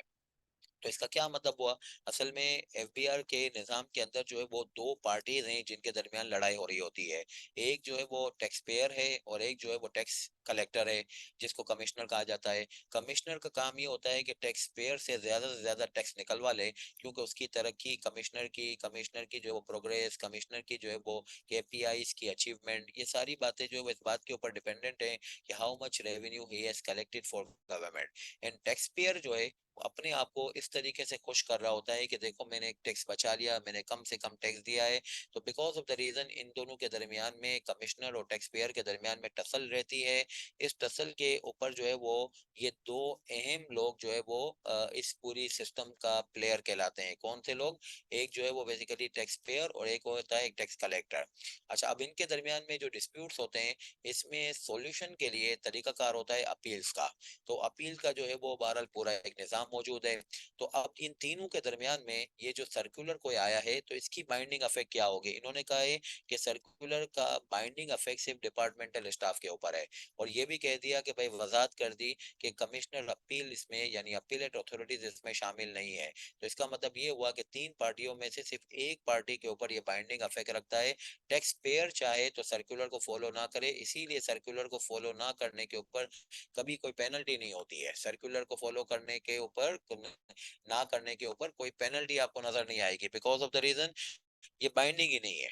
ये तो एक एक्सप्लेनेशन है एफबीआर की तरफ से, और इस एक्सप्लेनेशन को जो है वो पाबंद किया गया है अप्लाई करने के बारे में, वो बाय किया गया है जब जो है वो डिपार्टमेंटल स्टाफ हो। तो टैक्स पेयर के बारे में क्या है, वो अपनी इंटरप्रिटेशन निकाल सकता है। इसके अलावा जो अपीलेट अथॉरिटीज हैं उनके बारे में क्या है, उनको भी एक्सक्लूड कर दिया गया है, वो अपनी अपनी पॉइंट ऑफ व्यू निकाल सकते हैं। इसी तरीके से गाइडेंस होती है जो टैक्स अथॉरिटीज को सुपीरियर से इंफीरियर की तरफ, इसको सर्कुलर लेटर कहते हैं। इसके ऊपर 213 number section, in the course of any proceeding under the ordinance, अगर कोई सुपीरियर जो है वो ये देखता है कि इंफीरियर जो मेरा जूनियर है वो काम के दौरान में कोई रहनुमाई चाहता है, तो उस रहनुमाई को मुहैया करने के लिए जो डॉक्यूमेंट जारी होता है, जिसको ये आजकल पब्लिक भी कर देते हैं, उसको सर्कुलर लेटर के नाम से पुकारा जाता है। द सीआईआर और any taxation officer, CIR stands for the commissioner in revenue, या कोई भी टैक्सेशन ऑफिसर जो है वो असिस्ट हो सकता है, गाइड हो सकता है, इंस्ट्रक्टेड हो सकता है by any income tax authority to whom he is subordinate, यानी कि सीनियर से जूनियर यानी कि सुपीरियर से इंफीरियर की तरफ ये डॉक्यूमेंट मूव होता है। बहरहाल ये आवाम के लिए तो है ही नहीं, मगर एक आवाम को ये मुहैया किया जाता है एफबीआर की वेबसाइट के ऊपर। और इसको इसी तरीके से कहा गया कि भाई जो है वो डिपार्टमेंटल स्टाफ के ऊपर ये बाइंडिंग है, तो क्यों आवाम के ऊपर क्यों नहीं है। एक तो ये कि आवाम के ऊपर बाइंडिंग करने के ऊपर लिखा नहीं गया, दूसरी बात ये कि यहाँ पे आर्ग्यूमेंट ये भी होता है कि आवाम को तो ये एड्रेस ही नहीं किया गया। तो अपीलेट अथॉरिटीज के ऊपर भी बाइंडिंग नहीं है, नहीं जैसे सर्कुलर बाइंडिंग नहीं था, तो अपीलेट अथॉरिटीज अपना पॉइंट ऑफ व्यू इसके ऊपर डेवलप कर सकती हैं, जो सर्कुलर लेटर का मजमून है। अच्छा, अब अगली बात मैं आपसे ये करना चाहूंगा कि ये जो मैंने आपको बताया कि हमारे सिलेबस के अंदर 14 शेड्यूल्स हैं, ये 14 शेड्यूल्स में है क्या क्या चीजें, वो आज की क्लास में ही समझ लेते हैं, फिर इसके बाद हम इन शेड्यूल्स को बस अप्लाई करते रहेंगे, फिर इसके बाद जो है वो बार बार नहीं समझेंगे कि हर एक शेड्यूल में क्या कुछ लिखा हुआ है। तो जितने भी इनकम टैक्स लॉ में टैक्स के रेट हैं, नॉर्मली हम कहते हैं दो टैक्स के रेट होते हैं, एक होता है टैक्सेबिलिटी का रेट और एक होता है विथहोल्डिंग का रेट। विथहोल्डिंग ये चीज है कि साल के दौरान में ही आपके ट्रांजैक्शंस के ऊपर टैक्स ले लिया जाए, यानी जिससे आप ट्रांजैक्शन डील कर रहे होगे उसको ये पाबंद कर दिया जाएगा कि ट्रांजैक्शन के रकम से कोई टैक्स डिडक्ट करके जिसका आपने टैक्स डिडक्ट किया है, जिसको विथहोल्डी कहते हैं, आप विथहोल्डिंग एजेंट जिसने टैक्स डिडक्ट किया है, तो टैक्स डिडक्ट करके आप विथहोल्डी के नाम से गवर्नमेंट के पास जमा करा दीजिए, ताकि साल के आखिर में जब विथहोल्डी की कोई टैक्स लाइबिलिटी निकलेगी तो वो इस विथहोल्डिंग को एडजस्ट कर लेगा, इसको कहते हैं विथहोल्डिंग टैक्स। और इसके अलावा जो है साल के आखिर में जो टैक्सेबल इनकम निकाल के टैक्स रेट लगाते हैं, वो टैक्सेबिलिटी का रेट जो है वो कहलाएगा। जैसे मिसाल के तौर पे अगर आप जो है वो डिविडेंड वसूल करते हैं किसी कंपनी से, तो फर्स्ट स्केड्यूल में रेट मिलेगा 15% है।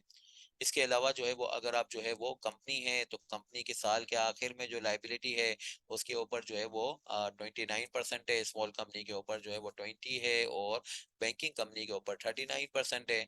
तो ये सारी चीजें विथहोल्डिंग के रेट्स निकालने हो या फिर एक टैक्सेबिलिटी के रेट्स निकालने हो, लाजमी तौर पे हमेशा ये आपको फर्स्ट स्केड्यूल में मिलेगा। फर्स्ट स्केड्यूल की शक्ल क्या है वो इंशाल्लाह जगह पे डिस्कस हो जाएगी, मगर एक रेट का तयन कभी भी फर्स्ट स्केड्यूल के अलावा नहीं होगा।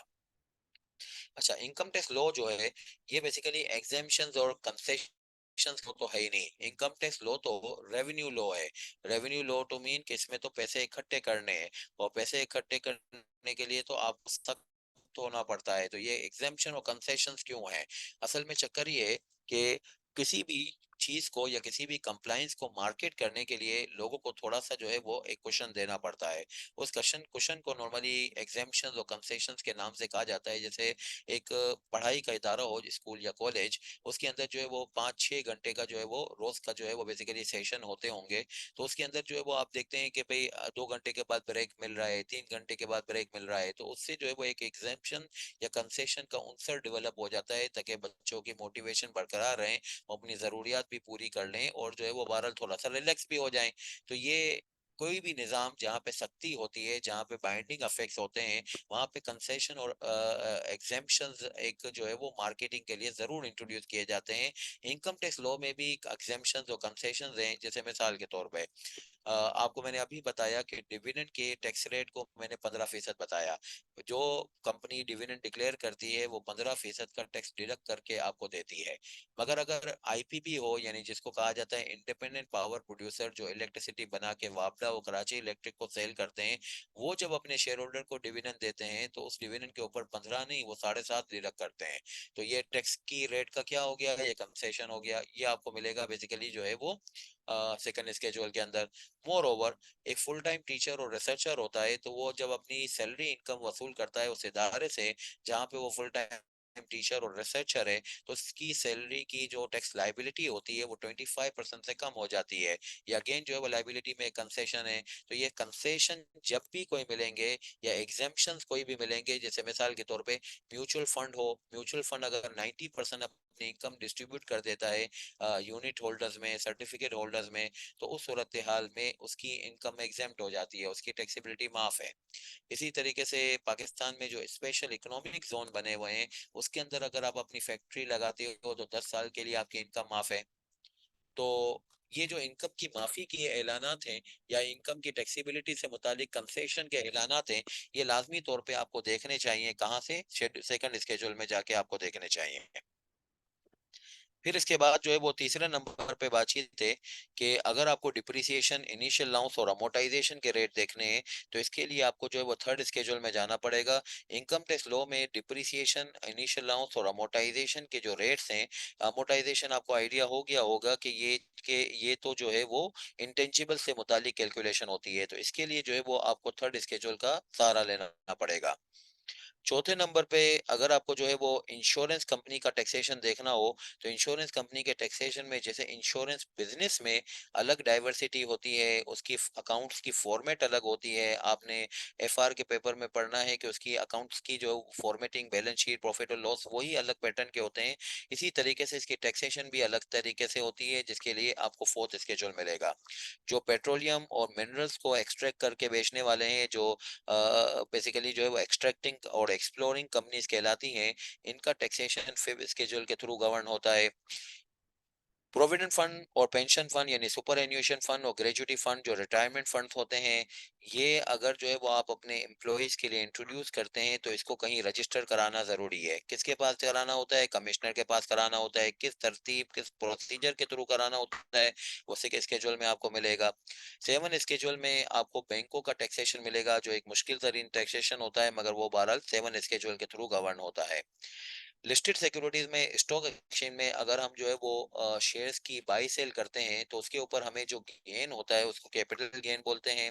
कैपिटल गेन की टैक्सेशन एक अजीब तरीके से होती है। उसमें ये होता है कि लिस्टेड सिक्योरिटीज में नेशनल क्लियरिंग कंपनी को ये मैंडेट दिया गया है, ये पावर दिया गया है कि जो भी बंदा किसी पर्टिकुलर महीने में शेयर्स को सेल करता है, जैसे मिसाल के तौर पे ये दिसंबर के महीने में मैंने अगर जो है वो कुछ शेयर सेल किए हैं, तो इसके ऊपर वो कॉस्ट को ट्रेस करेंगे कि मैंने कब खरीदा था, उसकी कॉस्ट क्या थी, उसकी गेन कंप्यूट करेंगे।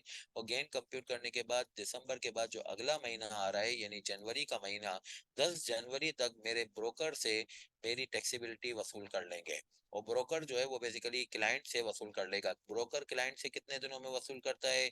10 दिनों के अंदर। तो एनसीसीपीएल, जिसको नेशनल क्लियरिंग कंपनी कहते हैं, वो ब्रोकर से वसूल करता है। इसके बाद ब्रोकर क्लाइंट से कितने दिनों में वसूल करता है, जिसकी टैक्सेबिलिटी थी जो कि इसने नेशनल क्लियरिंग कंपनी को दी है, वो बहरहाल इसका और ब्रोकर का मामला है, क्लाइंट का और ब्रोकर का मामला है, उसमें लॉ इंटरफेयर नहीं कर रहा। मगर नेशनल क्लियरिंग कंपनी जो है जरूर जरूर जरूर जो है वो वसूल कर लेगी 10 दिनों के अंदर। और साल के आखिर में आपको कोई लाइबिलिटी पे करने की जरूरत नहीं है इन दिस रिगार्ड, क्योंकि ये एट स्केड्यूल का जो है वो ऐलान और तरीकाकार है। अच्छा, एमनेस्टी एक ऐसी चीज होती है जिसमें ब्लैक इनकम को वाइट इनकम किया जाता है। यानी कि अगर जो है हमारे मुल्क में अनफॉर्चुनेटली हर थोड़े अरसे के बाद ऐसे ऐलान होते हैं कि अगर आपने कोई ऐसी इनकम कैरी की हुई है जो ब्लैक इनकम है। ब्लैक इनकम वो होती है जो रिटर्न से डिस्कवर ना हो, इनकम टैक्स के रिटर्न से डिस्कवर ना हो, तो ऐसी इनकम को ब्लैक इनकम कहा जाता है। ऐसी इनकम को अगर आप जो है वो टैक्स के निज़ाम में डिक्लेयर करना चाहते हैं तो मामूली सा टैक्स दे के डिक्लेयर कर लीजिए। इसको कहा जाता है एमनेस्टी स्कीम। तो गाहे बगाए हमारे मुल्क में एमनेस्टी स्कीम आती रहती है। इसी टाइप की एक एमनेस्टी स्कीम आई थी जिसको कहा गया था नाइन स्केड्यूल ऑफ जो है वो इनकम टैक्स ऑर्डिनेंस, मगर इसकी अब डेडलाइन खत्म हो चुकी है। ये एमनेस्टी अब जो है वो इम्प्लीमेंट नहीं हो सकती मजीद। इसकी एक पर्टिकुलर डेडलाइन थी, उसमें लोगों ने जो डिक्लेरेशन की थी वो इनकम वाइट हो गई। आज जो है वो बहरहाल ये नाइन स्केड्यूल की कोई हमें अफादियत नजर नहीं आती है, इसीलिए मैंने इसके बारे में लिखा है। ये रिडंडेंट है और आइडियली इसको हम अपनी पढ़ाई में पढ़ भी नहीं रहे होंगे। अच्छा, इसके अलावा मैंने आपसे अभी बात की फर्स्ट स्केड्यूल में एक विथहोल्डिंग टैक्स का भी मैकेनिज्म है। यानी कि जैसे कंपनी अपने शेयर होल्डर को डिविडेंड दे रही है तो वो 15% टैक्स डिडक्ट कर लेती है। इसी तरीके से कोई अगर कस्टमर जो है वो सप्लायर को पेमेंट करता है और देखता है कि सप्लायर जो है वो इंडिविजुअल और एओपी है, यानी कि इंडिविजुअल और पार्टनरशिप है, तो वो 5.5% सप्लाई की वैल्यू का विथहोल्डिंग टैक्स काट लेता है। और अगर जो है सूरत हाल ये देखता है कि कंपनी है जिसने मुझे सप्लाई किया है, तो 5% का टैक्स काट लेते हैं। मुख्तलिफ किस्म के विथहोल्डिंग है, वही विथहोल्डिंग की बात कि जो कि फर्स्ट स्केड्यूल के अंदर जो है वो लिखे हुए हैं। मगर ये कि अगर आप जो है वो अपनी रिटर्न फाइल नहीं करोगे, यानी कि जो जिसका विथहोल्डिंग टैक्स कटना है, जिसको मैंने कहा विथहोल्डी, विथहोल्डी ने अगर अपना इनकम टैक्स का रिटर्न फाइल नहीं किया, तो इसका नाम जो है वो एक्टिव टैक्स पेयर लिस्ट जो एफबीआर की वेबसाइट पे आ रही है उस पे इसका नाम नहीं आएगा। तो जो बंदा विथहोल्डिंग एजेंट है, उसकी जिम्मेदारी आयद की गई है 10 स्केड्यूल के अंदर कि अगर आप ये देखते हो कि जो विथहोल्डी है उसका नाम एक्टिव टैक्स पेयर लिस्ट में एफबीआर की लिस्ट में नहीं आ रहा, एफबीआर की वेबसाइट से चेक किया, तो उस सूरत हाल में विथहोल्डिंग टैक्स का रेट डबल हो जाता है। ये डबल होने का मैटर जो है फर्स्ट स्केड्यूल में नहीं लिखा होगा, फर्स्ट स्केड्यूल में तो ओरिजिनल रेट लिखा होगा, जैसे डिविडेंड का 15%, सप्लाई और गुड्स के ऊपर मैंने 5 और 5.5% बताया, तो ये डबल हो जाएगा। ये कहाँ लिखा हुआ है? ये 10 स्केड्यूल में लिखा हुआ है। 10 schedule is defining for those withholding provisions wherein there will be the doubling of the withholding tax rate because of the reason withholding agent is finding that withholding is not appearing in the list of active taxpayer। अच्छा, फिर इसके अलावा 11 number में एक बहुत interesting scheme है कि अगर आप बिल्डर्स और डेवलपर्स हो, तो बिल्डर्स और डेवलपर्स को बहुत सारी मराद दी गई है टैक्सेशन के अंदर, उसमें उसको कुछ कवायद पूरे करने पड़ते हैं। वो जो 11 स्केड्यूल में लिखे हुए हैं वो कवायद अगर आप पूरे कर दें, तो आपको जो है वो अपनी इनकम कंप्यूट ही नहीं करनी। आपने जो एरिया सेल किया है, लैंड डेवलपर मतलब जैसे बेरिया टाउन है, डीएचए है, इसके अलावा बिल्डर्स मतलब ये साइमा बिल्डर्स है, सुमैया बिल्डर्स है, रोशन बिल्डर्स हैं, ये जब अपनी बिल्डिंगें सेल करते हैं और अपनी जमीनें सेल करते हैं, तो ये पर स्क्वायर फुटेज या पर स्क्वायर यार्ड की बेस पे एक फिक्स टैक्स जो है वो दे देते हैं। और इनकी जो है वो बहरहाल जो एक्चुअल इनकम होती है वो बहुत ज्यादा होती है। हमारी जो है वो मालूमात ये हैं, हमारे तजुर्बात ये हैं कि बिल्डर्स का जो 2 अरब रुपए का प्रोजेक्ट है, तो उसके ऊपर कम से कम जो है वो 3 अरब रुपए का तो प्रॉफिट कमा रहा होता है। तो ये पिछले चंद सालों में ये बिल्डर्स और डेवलपर्स ने बहुत पैसे कमाए। फिर भी एफबीआर ने इसके बारे में जो है वो इनको मराद दी हुई है कि टैक्सेशन में आपके साथ नरमी है कि आप जो है वो कोई इनकम की कंप्यूटेशन करिए ही नहीं। आप कहते हैं कि आपकी इनकम को कोई देखेगा तो नजर लग जाएगी, और इतना सारा टैक्स देने के लिए आप तैयार नहीं होते हैं कि इतनी सारी इनकम हो गई, मगर फिर भी आप टैक्स देने में तंगी महसूस करते हैं। तो हम आपको एक ऑल्टरनेट तरीका बता रहे हैं, और वो तरीकाकार कहलाता है 11 स्केड्यूल, जिसमें fix tax on the basis of area sold जो है आप कैलकुलेट करके गवर्नमेंट को दे रहे होते हो। फिर इसके बाद जो है वो 12 नंबर में आपको ये मिलेगा कि if you are importing the goods from abroad, तो उस सूरत कीजिएगा कि 12 स्केड्यूल में उसका नंबर कहाँ पे है। 12 स्केड्यूल में बेसिकली जो है वो 3 पार्ट्स हैं, पार्ट 1, पार्ट 2, पार्ट 3। पार्ट 1 में जो गुड्स लिखे हुए हैं उनको अगर आप इंपोर्ट करोगे, तो आपका विथहोल्डिंग टैक्स जो है वो 1% है। पार्ट 2 में जो चीजें लिखी हुई है उसको इंपोर्ट करोगे तो विथहोल्डिंग टैक्स का रेट 2% है। पार्ट 3 में जो चीजें लिखी हुई है उसको इंपोर्ट करोगे तो आपका विथहोल्डिंग टैक्स का रेट 6% है। तो ये विथहोल्डिंग टैक्स का जो रेट है, 1%, 2% और 6%, ये इंपोर्ट से मुतालिक कहाँ पे कौन आपसे लेता है? ये इंपोर्ट स्टेज पे कलेक्टर और कस्टम्स लेता है। कलेक्टर और कस्टम्स को ये पाबंद किया गया है सेक्शन 148 में कि भाई जो है वो जो आदमी इंपोर्टर है, इंपोर्ट स्टेज पे आप उसकी एक वैल्यू निकालिए एक तरीके से, और इसके ऊपर 1, 2 या 6% का विथहोल्डिंग टैक्स ले लीजिए। तो भाई 1 किसके ऊपर लूं, 2 किसके ऊपर लूं, 6 किसके ऊपर लूं? तो कहा गया कि जरा जाके 12 स्केड्यूल में लिस्ट देखिएगा। 12 स्केड्यूल के 3 पार्ट्स हैं। अकॉर्डिंगली पार्ट 1 के ऊपर 1%, पार्ट 2 के ऊपर 2% और पार्ट 3 के ऊपर 6% का रेट लगेगा। अच्छा, फिर इसके बाद जो है वो कुछ रिसेंट पास के अंदर ये दो नए शेड्यूल ऐड हुए हैं। एक का नाम है 13 स्केड्यूल और एक का नाम है 14 स्केड्यूल। 13 स्केड्यूल में हमें ये बताया गया है कि वो कौन कौन से डोनीज हैं जिसको अगर आप डोनेशन देते हो तो आपको टैक्स क्रेडिट मिलता है। देखें, ये तो गवर्नमेंट का काम होता है कि जो लोग मुल्क में मुस्तहिक हो उनकी जो है वो कफालत की जाए, यानी जैसे कि अनएम्प्लॉयमेंट अलाउंस मिलता है दुनिया के दूसरे ममालिक में, पाकिस्तान में तो ऐसा है नहीं। पाकिस्तान में तो जो है वो बहरहाल ये कफालत का काम प्राइवेट सेक्टर के हाथ में होता है, मुख्तलिफ एनजीओज के हाथ में होता है। तो एनजीओज के हाथ आप मजबूत करेंगे तो ये लोगों की कफालत करेंगे, तो उस सूरत हाल में आप उनको डोनेशन दीजिए। अब डोनेशन जो है वो प्रोमोट हो, इसके लिए जो है वो गवर्नमेंट ने एक इंसेंटिव इनकम टैक्स लॉ में इंट्रोड्यूस किया है कि सेक्शन 61 में अगर जो है वो आप डोनेशन देते हो तो फिर उस सूरत हाल में आपको एक तरतीब से एक टैक्स क्रेडिट मिलता है। टैक्स क्रेडिट का क्या मतलब होता है? Some amount will be calculated which will be adjusted against your tax liability, thereby your tax liability will be diminished। तो किन डोनीज को मैं डोनेशन दूंगा, किन लोगों को, किन इदारों को मैं डोनेशन दूंगा, तो इसके ऊपर मुझे ये रिबेट मिलेगा जो सेक्शन 61 का रिबेट कहलाता है। इसकी इन डोनीज की सारी की लिस्ट है शेड्यूल नंबर 13 के अंदर। फिर शेड्यूल नंबर 14 के अंदर एक बहुत अच्छा कॉन्सेप्ट इंट्रोड्यूस हुआ है। ये इमरान खान की गवर्नमेंट में इंट्रोड्यूस हुआ था कि स्मॉल मीडियम एंटरप्राइज, जो छोटे कारोबारी इदारे हैं, चाहे वो इंडिविजुअल हो यानी सोल प्रोप्राइटरशिप हो, चाहे वो पार्टनरशिप हो, चाहे वो कंपनी हो, अगर छोटे कारोबारी इदारे हो, छोटे कारोबारी इदारों की तारीफ क्या है? ये लिखा हुआ है आपके जो है वो एसएमई की तारीफ के अंदर, यानी स्मॉल मीडियम एंटरप्राइज की तारीफ के अंदर सेक्शन 2 में, कि आप मैन्युफैक्चरिंग कंसर्न हो गए। सबसे पहली बात कि मैन्युफैक्चरिंग कंसर्न हो गए, चाहे आप कोई भी शक्ल के हो, इंडिविजुअल, पार्टनरशिप या कंपनी, मगर आप काम मैन्युफैक्चरिंग का करते होगे। और दूसरी बात ये कि आपका एनुअल टर्नओवर जो है वो 250 मिलियन से जायद नहीं होगा। तो ये दोनों चीजें अगर आपने अपनी जिंदगी में राइज की हुई हैं तो आपको एक पर्टिकुलर ऑप्शन दाखिल करना पड़ता है कि मैं एसएमई के तौर पे रजिस्टर्ड होना चाहता हूँ।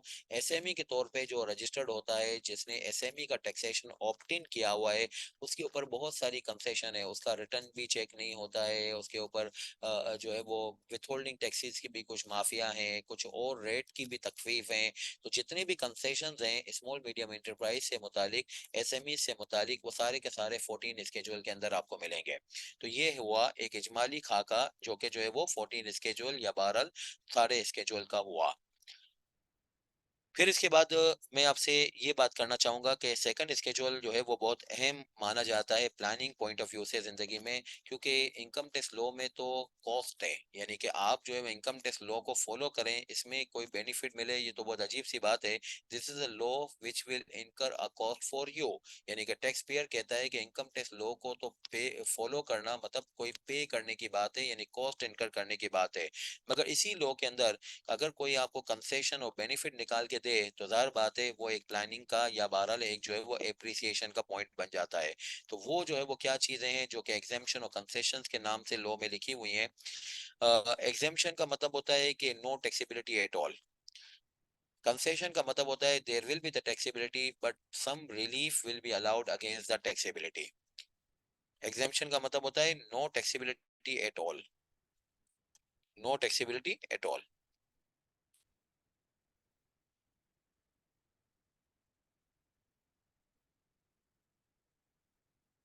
और कंसेशन का क्या मतलब होता है?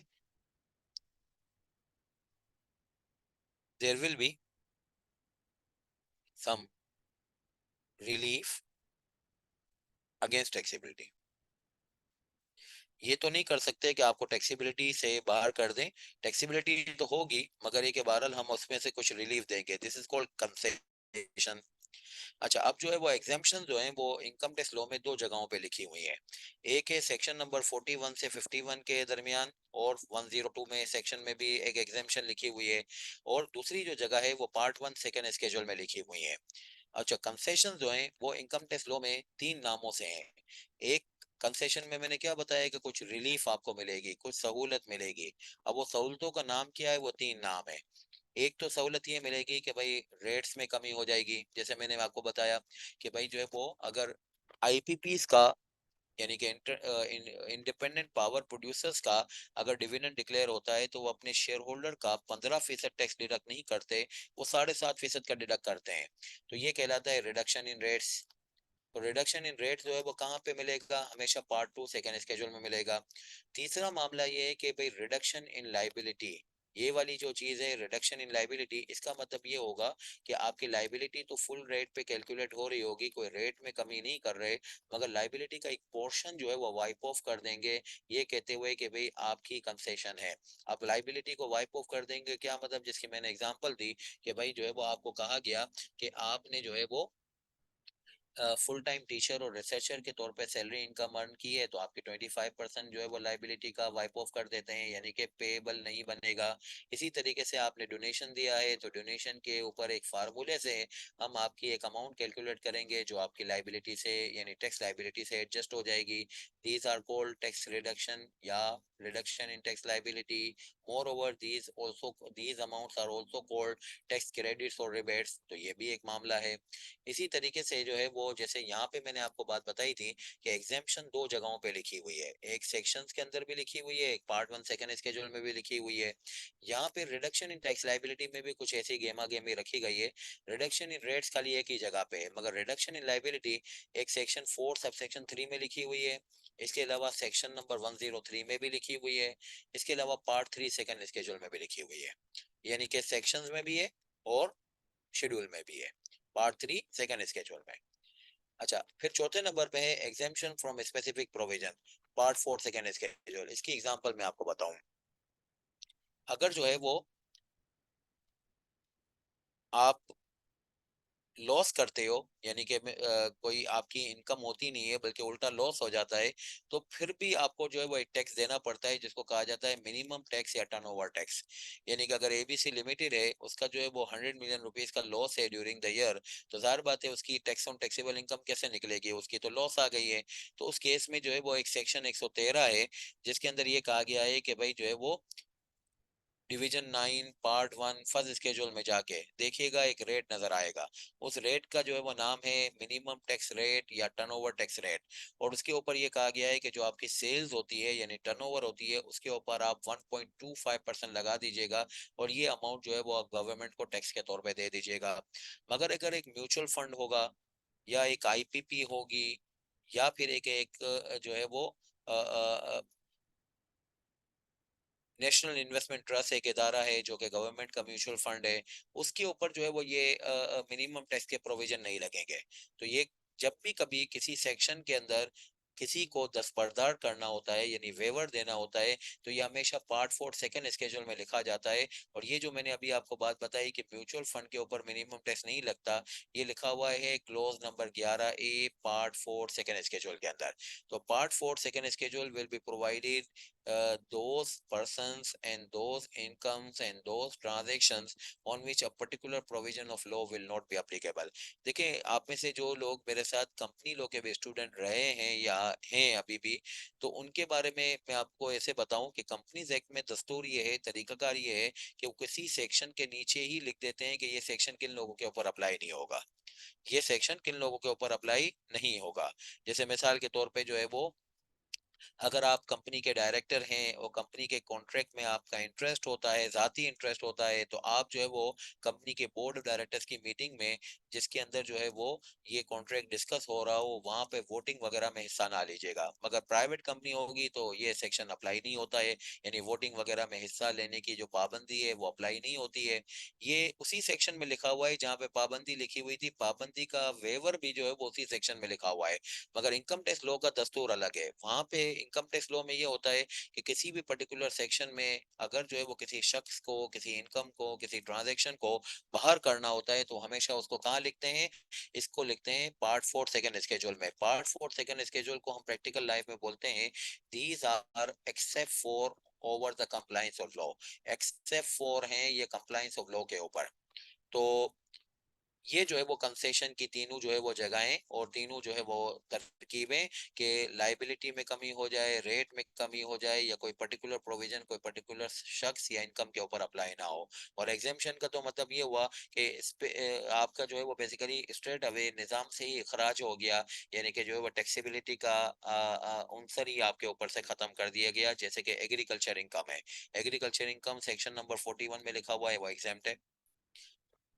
अच्छा, अब यहाँ पे एक बात निकलती है, अगर इस फॉर्मेट को अगर हमने माइन्यूटली देख लिया, तो इसके ऊपर एक बात निकलती है कि जब एग्जेम्पशन और कंसेशंस को किसी ने कंपाइल किया है, ठीक है ना, ये अगर पूरे लॉ में बिखेर देते तो हम क्या करते हैं, जाहिर बात है फिर हमें एक एक सेक्शन से निकालना पड़ता कि कहाँ पे एग्जेम्पशन है, वो कंसेशन है, और जो है वो टीचर हजरात जो है वो इसके ऊपर नोट्स बना रहे होते हैं और जो है वो लिस्टें बना रहे होते हैं कि भाई देखो हमने मुख्तलिफ सेक्शंस को जो है वो कंपाइल करके ये लिस्ट बना ली, मगर ये कि जो है वो लॉ ने तो खुद ही कंपाइल कर दिया है कि कहाँ पे एग्जेम्पशन है, कहाँ पे कंसेशन है। तो भाई आप ये तो बताइए कि जब आपने कंपाइल किया तो कंपाइल करने पे ऊपर दो सेट ऑफ कंपाइलेशन क्यों है। जैसे ये एग्जेम्पशन की बात करूं तो जब कंपाइलेशन कर रहे थे तो सारी एग्जामेशन पार्ट वन सेकंड स्केड्यूल में डाल देते, यहाँ पे जो है वो कुछ एग्जामेशन सेक्शंस के अंदर क्यों डाली है। और जब जो है वो क्रेडिट्स की बात करूं तो क्रेडिट्स के अंदर ऐसा क्यों नहीं करा कि जैसे यहाँ पे टैक्स रेट की कमी सारी एक जगह पे कंपाइल कर दी है, एक्सेप्ट फॉर सारे एक जगह पे कंपाइल कर दिए हैं, तो ये क्रेडिट्स के मामले को दो जगहों पे क्यों घुमा दिया है, थोड़ा सेक्शन में डाला, थोड़ा जो है वेदर डाला। इसकी रीजन के ऊपर आ जाएगा, ये रीजन लिखी हुई है सेक्शन नंबर 53 में। ये चीज लिखी हुई है सेक्शन नंबर 53 में, ये 53 नंबर सेक्शन से मैं आपको ये चीज पढ़ा रहा हूँ। इसका नाम है why there are two sets of exemptions and concessions. Section 53 के अंदर सबसेक्शन 2 और सबसेक्शन 3 और 4, इसके अंदर से यह बात मिलती है कि फेडरल गवर्नमेंट के पास पावर है कि कुछ रीजंस बता के वो किसी एसआरओ के थ्रू किसी भी क्लॉज को जो कि सेकंड स्केड्यूल का है वो उसमें कोई चीज ऐड कर सकते हैं, कोई चीज ऑलरेडी है तो उसमें से निकाल सकते हैं, कोई चीज है तो उसमें कुछ मॉडिफिकेशन कर सकते हैं। ये सेकंड स्केड्यूल के किसी भी क्लॉज को ऐड, मॉडिफाई और ओमिट कर सकते हैं, फेडरल गवर्नमेंट के पास ये पावर है। फेडरल गवर्नमेंट का मतलब क्या हुआ कि बेसिकली पार्लियामेंट तो ये नहीं है, पार्लियामेंट का मतलब होता है नेशनल असेंबली, सेनेट और प्रेसिडेंट। तो ये लोग मुल्क में कानून बनाने के लिए रिस्पॉन्सिबल हैं या इजाजत रखते हैं, कौन, पार्लियामेंट, यानी कि नेशनल असेंबली और जो है वो सेनेट और जो है वो प्रेसिडेंट। तो फेडरल गवर्नमेंट ये कैसे कर सकती है कि वो एसआरओ के, भाई अभी तो बताया था कि भाई एसआरओ जो है वो एक डेलीगेटेड लेजिस्लेशन है, सेक्शन 53 में ये बताया गया है कि एसआरओ के थ्रू सेकंड स्केड्यूल में कोई भी चीज आगे पीछे की जा सकती है। तो फिर जो है वो हमें यहाँ से फर्क समझ पड़ गया कि सेकंड स्केड्यूल की जो एग्जेम्पशंस और कंसेशंस है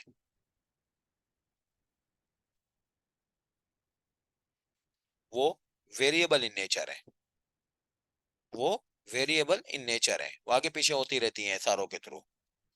मगर ये कि जो 41 से 51 की एग्जामेशन है और इसके साथ में 102 की भी एग्जामेशन मिला लूं तो ये वाली एग्जामेशन जो है जो ऑर्डिनेंस में होती हैं ये परपेचुअल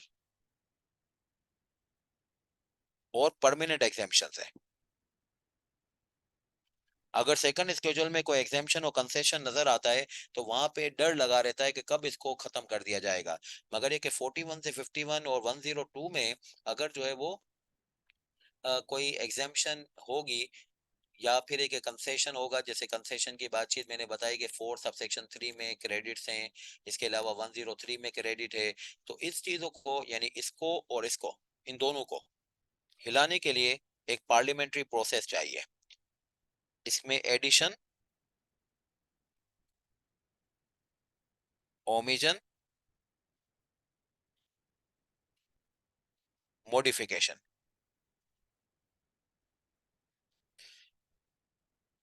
क्या क्या करना पड़ेगा इसके लिए, parliamentary process of change in law will be required. और जिसको कहा जाता है कि भाई बजट या फाइनेंस एक्ट का प्रोसीजर फॉलो करना पड़ेगा। मगर ये वाली जो चीजें हैं यानी कि ये हुआ, ये हुआ, ये चीज हुई, ये चीज हुई, इसके ऊपर क्या है, SRO is suffice to add, omit, modify. तो ये बहरहाल जो है वो ड्यूरेबिलिटी और नॉन ड्यूरेबिलिटी का इशू है, एंड परमानेंसी और वेरिएबिलिटी का इशू है, बिकॉज ऑफ द रीजन जो है वो दो सेट ऑफ एग्जाम्पशंस और कंसेशंस जो है वो लॉ में मौजूद हैं। अच्छा, फिर इसके अलावा मजीद एक बात कि 53 सबसेक्शन 3 में ये लिखा हुआ है कि ये एसआरओ जो फेडरल गवर्नमेंट जारी करेगी, ये अपने आप को कोई पैरेलल गवर्नमेंट ना समझना शुरू कर दे, यानी पैरेलल पार्लियामेंट समझना शुरू ना कर दे, वरना तो ये कल को क्या कुछ कर लेंगे। इनको ये करना होगा कि ये जितने भी एसआरओ जारी करते हैं वो सालाना बेसिस पे after the year and, after the financial year जैसे खत्म हो जाता है, फाइनेंशियल ईयर का मतलब होता है जुलाई से जून, ये नेशनल असेंबली में इसको पेश करते हैं कि हमने इस साल में ये एसआरओ जारी किया, वो एसआरओ जारी किया। 53 सबसेक्शन 4 में एक बहुत अहम बात की गई है कि फाइनेंशियल ईयर 2015 के बाद, जिसको कहा जाता है 2016 से ये कहा गया है कि जो भी एसआरओ जारी होते हैं सेकंड स्केड्यूल के, ठीक है, मैं सारे एसआरओ की बात नहीं कर रहा, ओनली दोज एसआरओ जो कि जो है वो एग्जेम्पशन और कंसेशंस के हैं। कौन से एसआरओ? ये वाले एसआरओ। और ये कौन से एसआरओ हैं? ये एसआरओ हैं एग्जेम्पशन और कंसेशंस के।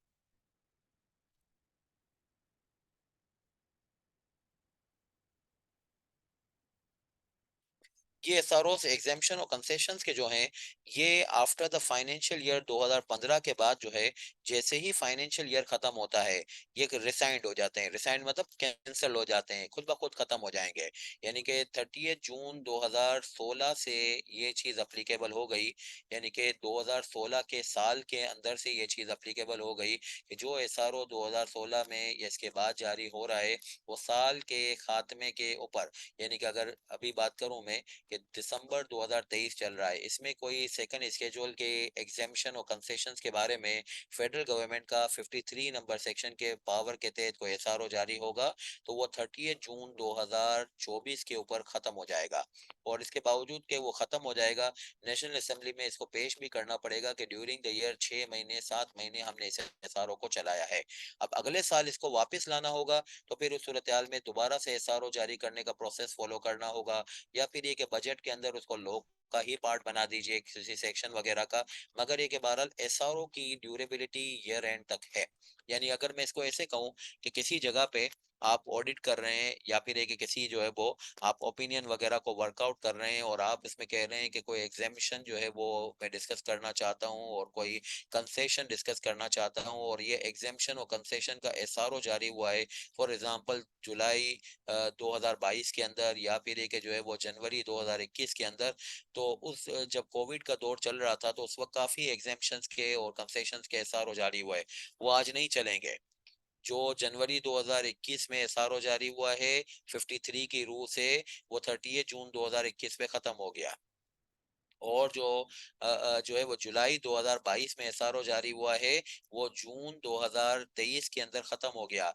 आप उसको 2023 और 24 के साल में इस्तेमाल नहीं कर सकते। अगर 2023 और 24 के अंदर कोई एसआरओ जारी हुआ होगा, तो वो बहरहाल 30 जून 2024 तक चलेगा। पिछले कोई एसआरओ को अगर आपको इस साल अप्लाई करना है, तो या तो वो एसआरओ होगा पहली जुलाई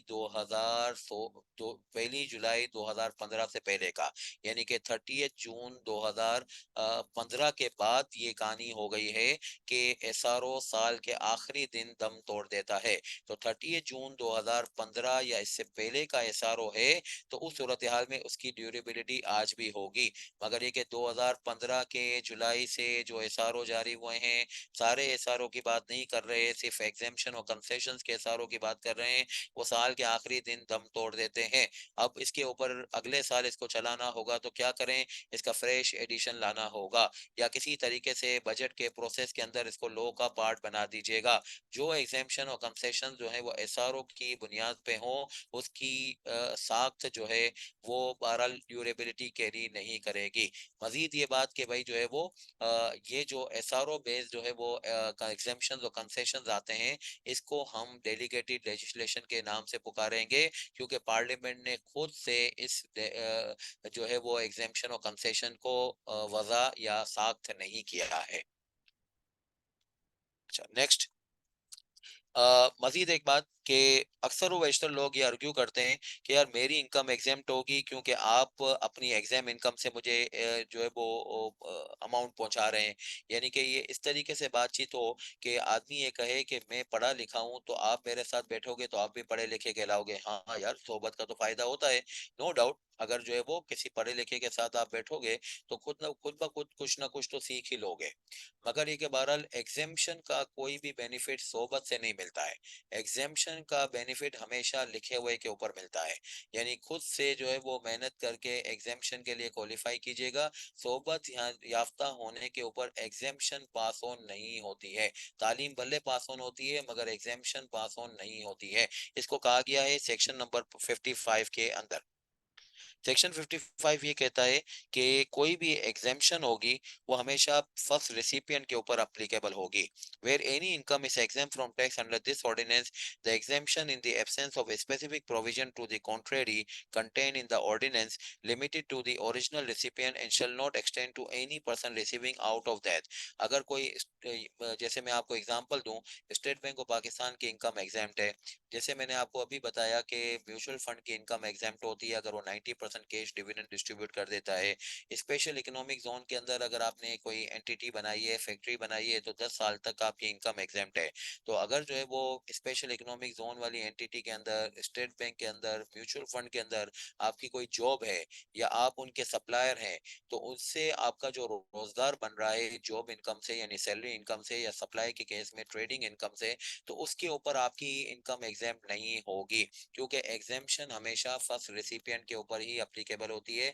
एग्जेम्पशन में सोबत याफ्ता होने का तराना या पॉइंट ऑफ व्यू नहीं चलता है। मगर लॉ में इसमें यह कहा गया है कि भाई जो है वो आप इसके एक्सेप्शंस लॉ में ढूंढिएगा।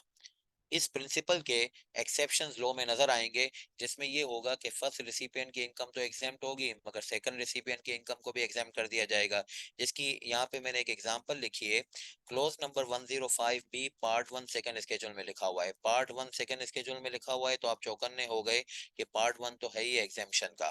तो पार्ट 1 सेकंड स्केड्यूल में ये लिखा हुआ है कि भाई जो है वो अगर एक कंपनी एग्रीकल्चर इनकम अर्न करती है, तो जाहिर बात है अभी मैंने आपको बताया सेक्शन नंबर 41 के अंदर एग्रीकल्चर इनकम एग्जेम्प्ट है। उसमें से अगर डिविडेंड इनकम दे दी जाती है, किसको दे दी जाती है डिविडेंड इनकम? शेयर होल्डर को। तो शेयर होल्डर की डिविडेंड इनकम भी एग्जेम्प्ट है। यहाँ पे क्या हो रहा है कि फर्स्ट रेसिपिएंट की इनकम एग्जेम्प्ट होने पे सेकंड रेसिपिएंट की इनकम भी एग्जेम्प्ट हो रही है। और इसको कहा गया है 105 बी के अंदर पार्ट 1 सेकंड स्केड्यूल के अंदर। और इसको हमें लिंक कर लेना है, किससे लिंक कर लेना है? ये लिंक कर लेना है हमें सेक्शन नंबर 55 से, जिसमें कहा गया था कि ओरिजिनल रेसिपिएंट के ऊपर ही इनकम एग्जेम्प्ट होती है, सब्सिक्वेंट रेसिपिएंट के ऊपर नहीं होती है। मगर कहा गया कि भाई आप इसके कॉन्ट्राडिक्टरी प्रोविजन जो है वो ढूंढिएगा। तो कॉन्ट्राडिक्टरी प्रोविजन ढूंढने के ऊपर हमारी एक्सरसाइज जो है वो सफल हुई 105 बी के ऊपर। इसी तरीके से आपको जो है वो सेक्शन नंबर 41 में मिलेगा कि अगर आप एग्रीकल्चर लैंड को किराए पे देते हो और एग्रीकल्चर लैंड जिसको किराए पे दी है वो कल्टीवेटर है और वो इसके ऊपर कल्टीवेशन करेगा और एग्रीकल्चर प्रोड्यूस जो है वो बनाएगा, पैदा करेगा। एग्रीकल्चर प्रोड्यूस को जब वो बेचेगा तो उसकी इनकम तो एग्जेम्प्ट होगी क्योंकि वो एग्रीकल्चर एक्टिविटी कर रहा है। अब उस एग्रीकल्चर इनकम से वो आपको रेंट इनकम दे रहा है, तो उसके ऊपर जो एग्जेम्पशन अप्लीकेबल है वो लैंडलॉर्ड के ऊपर भी अप्लीकेबल हो जाएगी। This is the again a situation जिसमें एग्जेम्पशन पहले आदमी की दूसरे आदमी के ऊपर भी पास ऑन हो रही है। Again this is the example of specific provision to the contrary contain in the law. अच्छा, कोई भी लॉ पढ़ते हैं, अगली बात, कोई भी लॉ पढ़ते हैं तो उस लॉ के अंदर हमेशा प्रियम्बल पढ़ना चाहिए। प्रियम्बल हमें यह बताता है कि what you will learn in the law, यानी लॉ में आपको क्या सीखने का मिलेगा। तो इस वाले लॉ के अंदर ये मिला हुआ है कि ये ऑर्डिनेंस है। ऑर्डिनेंस क्या होता है आपको आइडिया होगा। ऑर्डिनेंस जो है वो बेसिकली पार्लियामेंट की मंजूरी के बगैर मुल्क में नाफिज कानून होता है। अक्सर व बेशतर हमारे मुल्क में ये सूरत हाल रहती है कि मार्शल लॉ लगा हुआ होता है और मार्शल लॉ लगे होने की वजह से जो है वो पार्लियामेंट नहीं होती है, नेशनल असेंबली और सेनेट नहीं होती है, सिर्फ प्रेसिडेंट साहब बैठे होते हैं, वो भी कोई आर्मी जनरल होता है। और उस सूरत हाल में जो कानून बनता है वो ऑर्डिनेंस के नाम से आएगा। तो इनकम टैक्स लॉ ऑर्डिनेंस के नाम से आया, 2001 के अंदर आया। 2001 के अंदर आप लोगों को मालूम है कि जनरल परवेज मुशर्रफ की जो है वो हुकूमत थी। उस वक्त जो कानून आया, उस कानून के ऊपर जो है वो जाहिर बात है ऑर्डिनेंस का छाप लगना चाहिए। इसके बाद भले पार्लियामेंट बाद में आ जाती है, मगर जर्नल का लाया हुआ कानून या पार्लियामेंट के सेशन में ना होने की वजह से लाया गया कानून, जब तक आगे कोई नई पार्लियामेंट आके उसको रिपील ना कर दे, ये ऑर्डिनेंस की शक्ल में चलता रहता है। इस ऑर्डिनेंस ने क्या किया? इस ऑर्डिनेंस ने मुख्तलिफ चीजों को कंपाइल किया। और इस ऑर्डिनेंस ने क्या किया? इस ऑर्डिनेंस ने जो है वो मुख्तलिफ चीजों को अमेंड किया। और ये अमेंड करने वाली जो चीजें और कंपाइल करने वाली चीजें क्या थी? ये जो है वो द लॉ था। द लॉ से मुराद क्या है? 1979 का ऑर्डिनेंस, जिसको आज जो है वो कहा जाता है repeal law. Income tax law लाने से पहले, यानी इनकम टैक्स ऑर्डिनेंस लाने से पहले, हमारे मुल्क में जो अप्लीकेबल कानून था वो था income tax ordinance 1979। Income tax ordinance 1979 जो है वो बिखर गया था मुख्तलिफ एसआरओ और सर्कुलर की वजह से। मोर ओवर उसके अंदर ये भी सूरत हाल हुई कि बहुत सारी चीज़ें उसमें पुरानी पुरानी लग रही थी। तो वो पुरानी चीज़ें या बहरहाल बहुत सारी जो बिखरी हुई चीज़ें थी, उनको जो है वो कंबाइन करना, उनको नया करना, उसके लिए ये इनकम टैक्स लॉ लाया गया। ये अपना तारुफ इस तरीके से करा रहा है। अच्छा, इसके अंदर प्राइमरी सब्जेक्ट तो ये है कि इसके अंदर इनकम टैक्स की बातें हैं, यानी इनकम निकाली जाएगी, उसके ऊपर टैक्स निकाला जाएगा। मगर इसके साथ साथ इसके अंदर कुछ कनेक्टेड मैटर्स भी मिलेंगे। उस कनेक्टेड मैटर्स को 5 कैटेगरीज में डिवाइड किया जाता है। इनकम टैक्स जो है वो हर बातें एक कंप्यूटेशन है, एक कैलकुलेशन है। दिमाग में बिठा लें तो इससे तो काम नहीं चलेगा, इसको किसी के साथ शेयर करना पड़ेगा। तो वो शेयर किसके साथ करेंगे? वो टैक्स अथॉरिटीज के साथ करेंगे। जिस डॉक्यूमेंट के ऊपर करते हैं उसको कहते हैं इनकम टैक्स का रिटर्न। तो ये रिटर्न कौन फाइल करता है, कब फाइल करता है, इसको फाइल करने के तरीका कार क्या है? This is the first matter which is called ancillary matter, यानी इजाफी मैटर है इनकम टैक्स की कैलकुलेशन के साथ साथ। जब रिटर्न फाइल करेंगे तो जाहिर बात है जो आपका वर्जन होगा, जो आपकी बातचीत होगी, जरूरी नहीं कि सामने वाला आदमी उसको एक्सेप्ट कर ले। तो उसको चेकिंग वगैरह करने का जो प्रोसीजर है, दिस इज कॉल्ड असेसमेंट। जब असेसमेंट के अंदर देखा गया कि बंदे ने गड़बड़ की है तो उससे कुछ रिकवरीज वगैरह भी की जाएंगी। रिकवरीज की जाएंगी तो जो शॉर्टफॉल पे किया था वो भी रिकवर होगा और इसके साथ साथ पेनल्टी भी होगी। जब पेनल्टीज और जो है वो रिकवरीज होती हैं तो बंदा नाराज नाला हुआ और जो है वो डिस्प्यूट हुआ, डिस्प्यूट सॉल्यूशन करने के लिए अपील्स का प्रोसीजर है। फिर इसके अलावा ये कि चाहे अपील का प्रोसीजर हो, चाहे रिटर्न फाइलिंग हो, चाहे असेसमेंट के अंदर जिसको कहते हैं एडजुडिकेशन का प्रोसेस हो, टैक्स अथॉरिटी से डील करने के लिए मालूम तो हो किस अथॉरिटी के पास जाना है, उसको कहते हैं एडमिनिस्ट्रेशन। इन 5 चीजों के ऊपर अगर आदमी का काबू आ जाए और इसके अलावा इनकम टैक्स की कंप्यूटेशन सीख जाए, तो इनकम टैक्स लॉ इन टोटो यानी कि इन कंप्लीट फॉर्म आपके काबू में आ जाता है। अगर आप रिटर्न फाइलिंग के ऊपर पूरी तरीके से बयान करने की जो है वो दस्तरस रखते हैं, असेसमेंट की सारी बातें जानते हैं, रिकवरीज और पेनल्टीज वगैरह की सारी बातें जानते हैं, अपील्स के बारे में और एडमिनिस्ट्रेशन यानी टैक्स अथॉरिटीज के बारे में जानते हैं, तो थियोरिटिकल एस्पेक्ट्स आपका मुकम्मल हुआ। और इसके साथ अगर कंप्यूटेशन सीख गए तो बहरहाल इनकम टैक्स का पूरा लॉ खत्म हो जाता है। तो effectively there are 6 topics within the income tax law, जिसको मुख्तलिफ सेक्शंस यानी कि 242 सेक्शंस और 14 शेड्यूल्स के अंदर मिलके पढ़ा जाता है। अच्छा, अब मैं कुछ सब सेक्शन आपसे डिस्कस करूं। ये सब सेक्शन जो है वो सेक्शन 239 के हैं। और सेक्शन 239 का जो टाइटल है वो है सेविंग्स का। जैसे कोई भी पाकिस्तान में कानून बना, कंपनीज एक्ट बना है, कंपनीज एक्ट के अलावा जो दूसरे भी कोई सेल टैक्स का एक्ट बना है, इससे पहले भी कानून होते थे। तो नए कानून में हमेशा पुराने कुछ कानून को सेव करने की बातें की जाती हैं, कुछ अरसे के लिए, शायद पूरी जिंदगी के लिए, कि यार उसको थोड़े अरसे के लिए तो चलाइए जो पुरानी चीजें हैं, जिसको हम कहते हैं ट्रांजिशनल फेज। तो इनकम टैक्स लॉ में भी, यानी जो इनकम टैक्स ऑर्डिनेंस 2001 है जिसको मुझे पढ़ाना है, उसके अंदर मैं बाज़ औक़ात पुराने लॉ के सर्कुलर्स और एसआरओज वगैरह रेफर कर रहा हूँ। तो आप मुझे पूछेंगे कि सर पुराने वाले एसआरओज वगैरह सर्कुलर्स को क्यों आप रेफर कर रहे हैं? तो उसकी तोजी आज मैं आपको बताना चाह रहा हूँ। 239 के अंदर पुराने लॉ को सेव किया गया है। ये कहा गया है कि ये जो आप नया लॉ पढ़ रहे हैं, ये जो है वो जुलाई 2002 से अप्लीकेबल हुआ है। यानी इसको कहा जाता है टैक्स ईयर 2023, दो टैक्स ईयर 2003 के लिए अप्लीकेबल हुआ है। तो जिनके टैक्स ईयर जो है वो 2002 पे खत्म हुए हैं या इससे पहले खत्म हुए हैं किसी क्लाइंट वगैरह के ऊपर, तो उसके लिए आप ये वाली किताब ना पढ़िएगा, उस जमाने की किताब पढ़िएगा जो उस वक्त प्रिवेलेंट थी। यानी कि अगर किसी का क्लाइंट का कोई इशू है 2001 का, 1999 का, तो 1979 के ऑर्डिनेंस से उसको देखना चाहिए। नए वाले लॉ से देखेंगे तो आप गुमराह हो जाएंगे, गलत हो जाएंगे। मजीद, पुराने लॉ में भी सर्कुलर्स और सर्कुलर लेटर जारी होते थे, मगर वो आज अप्लाई होंगे कि नहीं होंगे? अब बिल्कुल अप्लाई होंगे, मगर एक उसको छोड़ दीजिएगा जो कि इनकंसिस्टेंट हो। आज जो अगर किसी सेक्शन से पुराने वाले लॉ का सर्कुलर या सर्कुलर लेटर कॉन्ट्राडिक्ट कर रहा होगा, तो हम नए वाले कानून को फॉलो करें और पुराने सर्कुलर सर्कुलर लेटर को हम ओवरराइड समझेंगे। कोई ऐलान वैलान नहीं होगा, कोई विड्रॉवल नहीं होगा खुद ब खुद। जैसे मिसाल के तौर पे एक सर्कुलर लेटर, एक सर्कुलर है जिसको कहा जाता है सर्कुलर 12/1980। उसमें ये लिखा हुआ है कि अगर आप कहीं जॉब करते हैं और जॉब में परफॉर्मेंस ऑफ ड्यूटीज के लिए आपको कोई अलाउंस वगैरह मिलता है, यानी मिसाल के तौर पे आपकी दुबई में कोई ट्रेनिंग वगैरह है, कोई सेमिनार है, उसके लिए आप जाइए और इसके लिए आपको कोई 2 लाख रुपए का अलाउंस मिला। अब उसमें सर्कुलर में ये लिखा हुआ है कि 2 लाख में से अगर आपने कुछ बचा भी लिए, यानी शायद आपने 1.5 लाख रुपए खर्च किया और 50,000 रुपए आपके बच गए, तो 1.5 लाख रुपए भी आपकी टैक्सेबल नहीं है, यानी एग्जेम्प्ट है, और 50,000 रुपए जो बच गए वो भी एग्जेम्प्ट है।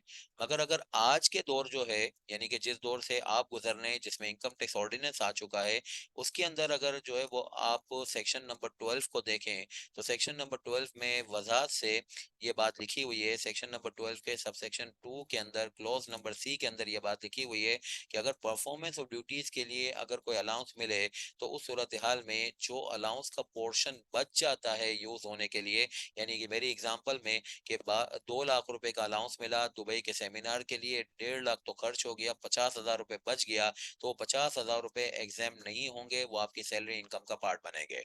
बाकी 1.5 लाख रुपए जो आपने सेमिनार अटेंड करने के लिए खर्च किए थे, जो एम्प्लॉयर ने आपको रीइंबर्स किए हैं या अलाउंस की शक्ल में दिए हैं, वो एग्जेम्प्ट हो जाएंगे। ये जो है वो आज की कहानी है। मगर सर्कुलर में तो ये लिखा हुआ है कि वो 50,000 बच गए, वो भी जो है वो बहरहाल एग्जेम्प्ट होंगे। तो सर्कुलर और सेक्शन में कॉन्ट्राडिक्शन आ रहा है। सेक्शन 12 जो नए लॉ का है, वो सर्कुलर की बात को नहीं मान रहा, तो फिर किसको फॉलो करेंगे? आप सर्कुलर के परखच्चे उड़ा दीजिएगा, कोई ऐलान नहीं हुआ उसके विड्रॉवल का, फिर भी सेविंग के प्रोविजन यानी 239 के सबसेक्शन 9 और 10 की रूल से सर्कुलर की वैलिडिटी पुराने लॉ की नहीं रहेगी। अब आया पुराने लॉ के अंदर एसआरओ। पुराने लॉ के अंदर ये कहा गया है, यानी कि जो 1979 का ऑर्डिनेंस है उसमें ये कहा गया है कि शुगर मिल का जो टैक्स ईयर होगा वो 30 सितंबर पे खत्म होगा। यानी शुगर मिल जो है वो अपना रिटर्न जो है वो अक्टूबर से सितंबर तक चलाएगा। बैंक जो है, इंश्योरेंस कंपनी जो है वो जनवरी से दिसंबर तक चलाएंगे। अब सारे बैंक का जिसका भी आप ऑडिट करते हैं, उसके बारे में जब आप ये पूछेंगे कि भाई ये कैसे पता चला कि आपका ईयर एंड टैक्स पर्पस के लिए, अकाउंटिंग पर्पस के लिए नहीं कह रहा, अकाउंटिंग के लिए तो बैंकिंग ऑर्डिनेंस में बैंक का लिखा हुआ है, मगर शुगर मिल की बात करूं तो किसी किताब में नहीं लिखा हुआ, मगर वो सितंबर को फॉलो कर रहे होंगे। आप बोलोगे इनकम टैक्स लॉ में कहाँ लिखा हुआ है, तो ढूंढ ढूंढ के थक जाओ, नहीं मिलेगा। ये कहाँ से आपको मिलेगा? ये 1979 के ऑर्डिनेंस से मिलेगा। उसके ऊपर एसआरओ भी मौजूद है। तो भाई 1979 का ऑर्डिनेंस आज क्यों फॉलो कर रहे हैं? हम तो बिल्कुल फॉलो करेंगे। पुराने लॉ के जितने भी एसआरओज हैं वो सारे एडॉप्ट कर लिए गए हैं और कहा है कि उसको कंटिन्यू रखिएगा, उसको चलाते रहिएगा, जब तक जो है वो चलाते रहिएगा, जब तक ये क्या ना हो जाए, उसको नए लॉ में दूसरे एसआरओ के थ्रू या तो मॉडिफाई ना कर दिया जाए या फिर एक विड्रॉ ना कर दिया जाए। ये बात बहुत इंपॉर्टेंट है। पुराने लॉ के सर्कुलर्स और सर्कुलर लेटर्स एडॉप्टेड तो हैं, बट टू द एक्सटेंट के वो कॉन्ट्राडिक्ट ना करते हो नए लॉ से। मगर ये कि जो है वो एसआरओ के बारे में कॉन्ट्राडिक्शन को ढूंढना ही नहीं है। पुराने लॉ के एसआरओ को, सारे के सारे एसआरओ को एडॉप्ट कर लिया गया है और इसको जो है वो कंटिन्यू रखा जाएगा। और जो है वो अगर इसको नहीं फॉलो करना होगा, तो इसके लिए कोई दूसरा एसआरओ आएगा, किसी भी वक्त में आ सकता है एसआरओ, कह दिया जाएगा कि वो पुराने वाले लॉ के एसआरओ को छोड़ दीजिएगा या पुराने वाले लॉ के एसआरओ को ऐसे कर लीजिए वैसे कर लीजिए। जैसे मैं आपको बता रहा हूँ, कॉटन टेक्सटाइल मिल्स, उनका जो है वो टैक्स ईयर खत्म होता था वही शुगर मिल के तरीके से अक्टूबर से सितंबर। मगर नए लॉ के अंदर एक एसआरओ जारी हुआ जिसमें पुराने वाले एसआरओ के बारे में यानी कि कॉटन टेक्सटाइल के बारे में ये ऐलान हुआ कि कॉटन टेक्सटाइल अब आइंदा से जुलाई से जून का साल फॉलो करें, अक्टूबर से सितंबर का फॉलो ना करें। तो अब नए लॉ में एसआरओ जारी करके पुराने लॉ के एसआरओ को खत्म करना, ये दस्तूर होगा एसआरओ की वैलिडिटी के लिए जब पुराने लॉ के एसआरओ को फॉलो किया जाए। और जो है वो सर्कुलर के बारे में खुद ब खुद जो है वो आप चेक कर लीजिएगा कि भाई जो है वो अगर कॉन्ट्राडिक्शन हो रही है तो मैं पुराने सर्कुलर को छोड़ दूं और नए लॉ की कहानी को फॉलो करना शुरू कर दूं। तो ये थी हमारी एक मतलब जो है वो सिलेबस से मुतालिक जो है वो सैर हासिल गुफ्तगू और पूरे लॉ का जो है वो एक पूरा स्ट्रक्चर कि ये किस तरीके से जो है वो डिज़ाइन हुआ है, इसमें क्या क्या चीज़ें हैं, इसमें कौन कौन सी जगह पे कौन कौन सी चीज़ें मिलेंगी। तो इंशाल्लाह इस बात को अगली क्लास में फर्दर कंटिन्यू करते हैं। हमारी क्लास का फॉर्मेट ये होता है कि हफ्ते में 3 क्लासें होती हैं और आपके पास ऑप्शन होता है कि आप जो है वो रिकॉर्डेड लेक्चर्स में जाना चाहें, आपकी मर्जी है, आपकी सहूलियात होती हैं। हम तो खैर लाइव क्लासें लेते हैं, तो उसमें अगर आप आना चाहें तो यू आर मोस्ट वेलकम। मजीद ये बात कि अगर आपको जो है वो अ, पूरे जो है वो रिकॉर्डेड ही वर्जन चाहिए होता है, कहते हैं कि हम जो है वो इस वीकेंड पे पूरा सिलेबस मुकम्मल कर लेंगे, आप तो जो है वो रिकॉर्डेड वर्जन जो है वो ये लाइव क्लासों का जो है वो रिकॉर्डेड वर्जन देते हैं, तो इसमें तो हमें टाइम लगेगा, हमें तो बहुत जल्दी है सिलेबस करने की। तो उसके लिए फिर रिकॉर्डेड वर्जन भी एक मौजूद है, तो वो अगर आप चाहें तो वो आप ले लें। मगर बहरहाल मैं लाइव क्लासे लेता हूँ और हमारी आपको मशवरा भी यही होगा कि आपकी ग्रिप जो है वो आएगी जब आप लाइव क्लासे लेंगे। लाइव क्लासे लीजिए, रजिस्टर सामने रखिए, कुछ नोट करते रहिए, कुछ जो है वो देखते रहिए। कोई सवाल हो फौरन मुझे पूछिए। सवाल अगर आपका जो है वो पढ़ाई से मुतालिक जो बात की जा रही है उससे मुतालिक है तो फौरन जवाब दिया जाएगा। मगर एक अगर उससे मुतालिक नहीं होगी, कोई पिछली क्लास से मुतालिक कोई जेनेरिक होगी, तो वो क्लास के आखिर में जवाब दिया जाएगा। सवाल पूछने का तरीकाकार ये है कि चैट बॉक्स आपके पास होता है, उसमें थोड़ा सा लिखिए और उसके ऊपर भले जो है वो आप उर्दू में लिखना चाहें शुरू शुरू में, मगर एक बहरहाल अंग्रेजी में लिखने की आपको आदत होनी चाहिए। और मजीद ये कि अगर आप जो वो पूरा पॉइंट ना लिखिए, कुछ पॉइंट्स भी लिख दीजिए, तो इंशाल्लाह अल्लाह ने चाहा तो मैं उसको समझ लूंगा और आपको जो है वो बहुत ज्यादा मेहनत नहीं करनी पड़ेगी अपनी ड्राफ्टिंग करने में। तो उसके ऊपर फिर जो है वो हम चैट बॉक्स के अंदर आप के जो है वो सवालात पढ़ के उसको जवाब दे सकेंगे। और यानी कि जब आपने क्लास ली उसी वक्त सवाल पूछा, आपने उसको जो है वो क्लेरिफाई किया, अपने वही रजिस्टर के अंदर उसको लिख लिया। ग्रेजुअली ऐसे करते जाइए, मेरा भी इंशाल्लाह सिलेबस मुकम्मल हो जाएगा, आपका भी मुकम्मल हो जाएगा, प्रैक्टिस भी हो जाएगी, थ्योरी भी हो जाएगी, इन डेप्थ जो है वो कवरेज हो जाएगी, सारी प्रैक्टिकल कितना भी मुश्किल पेपर आ जाएगा, आपकी दिलचस्पी अगर बरकरार रही तो एंड तक जो है वो बहरहाल आप जो है वो कोई चैंपियन से कम नहीं होगे इंशाल्लाह। तो ये बहरहाल जो है वो एक रिकमेंडेशन थी। देन आपकी अपनी अपनी सहूलत है, आप अपनी अपनी सोच के मालिक हैं, तो उसको किसी और तरीके से आप रिकॉर्डिंग वगैरह पे जाना चाहते हैं तो फिर आपकी अपनी जो है वो सूरत हाल है। तो आपकी आज की क्लास से मुतालिक अगर किसी का कोई सवाल हो तो बहरहाल आप चाहें तो पूछ लीजिए।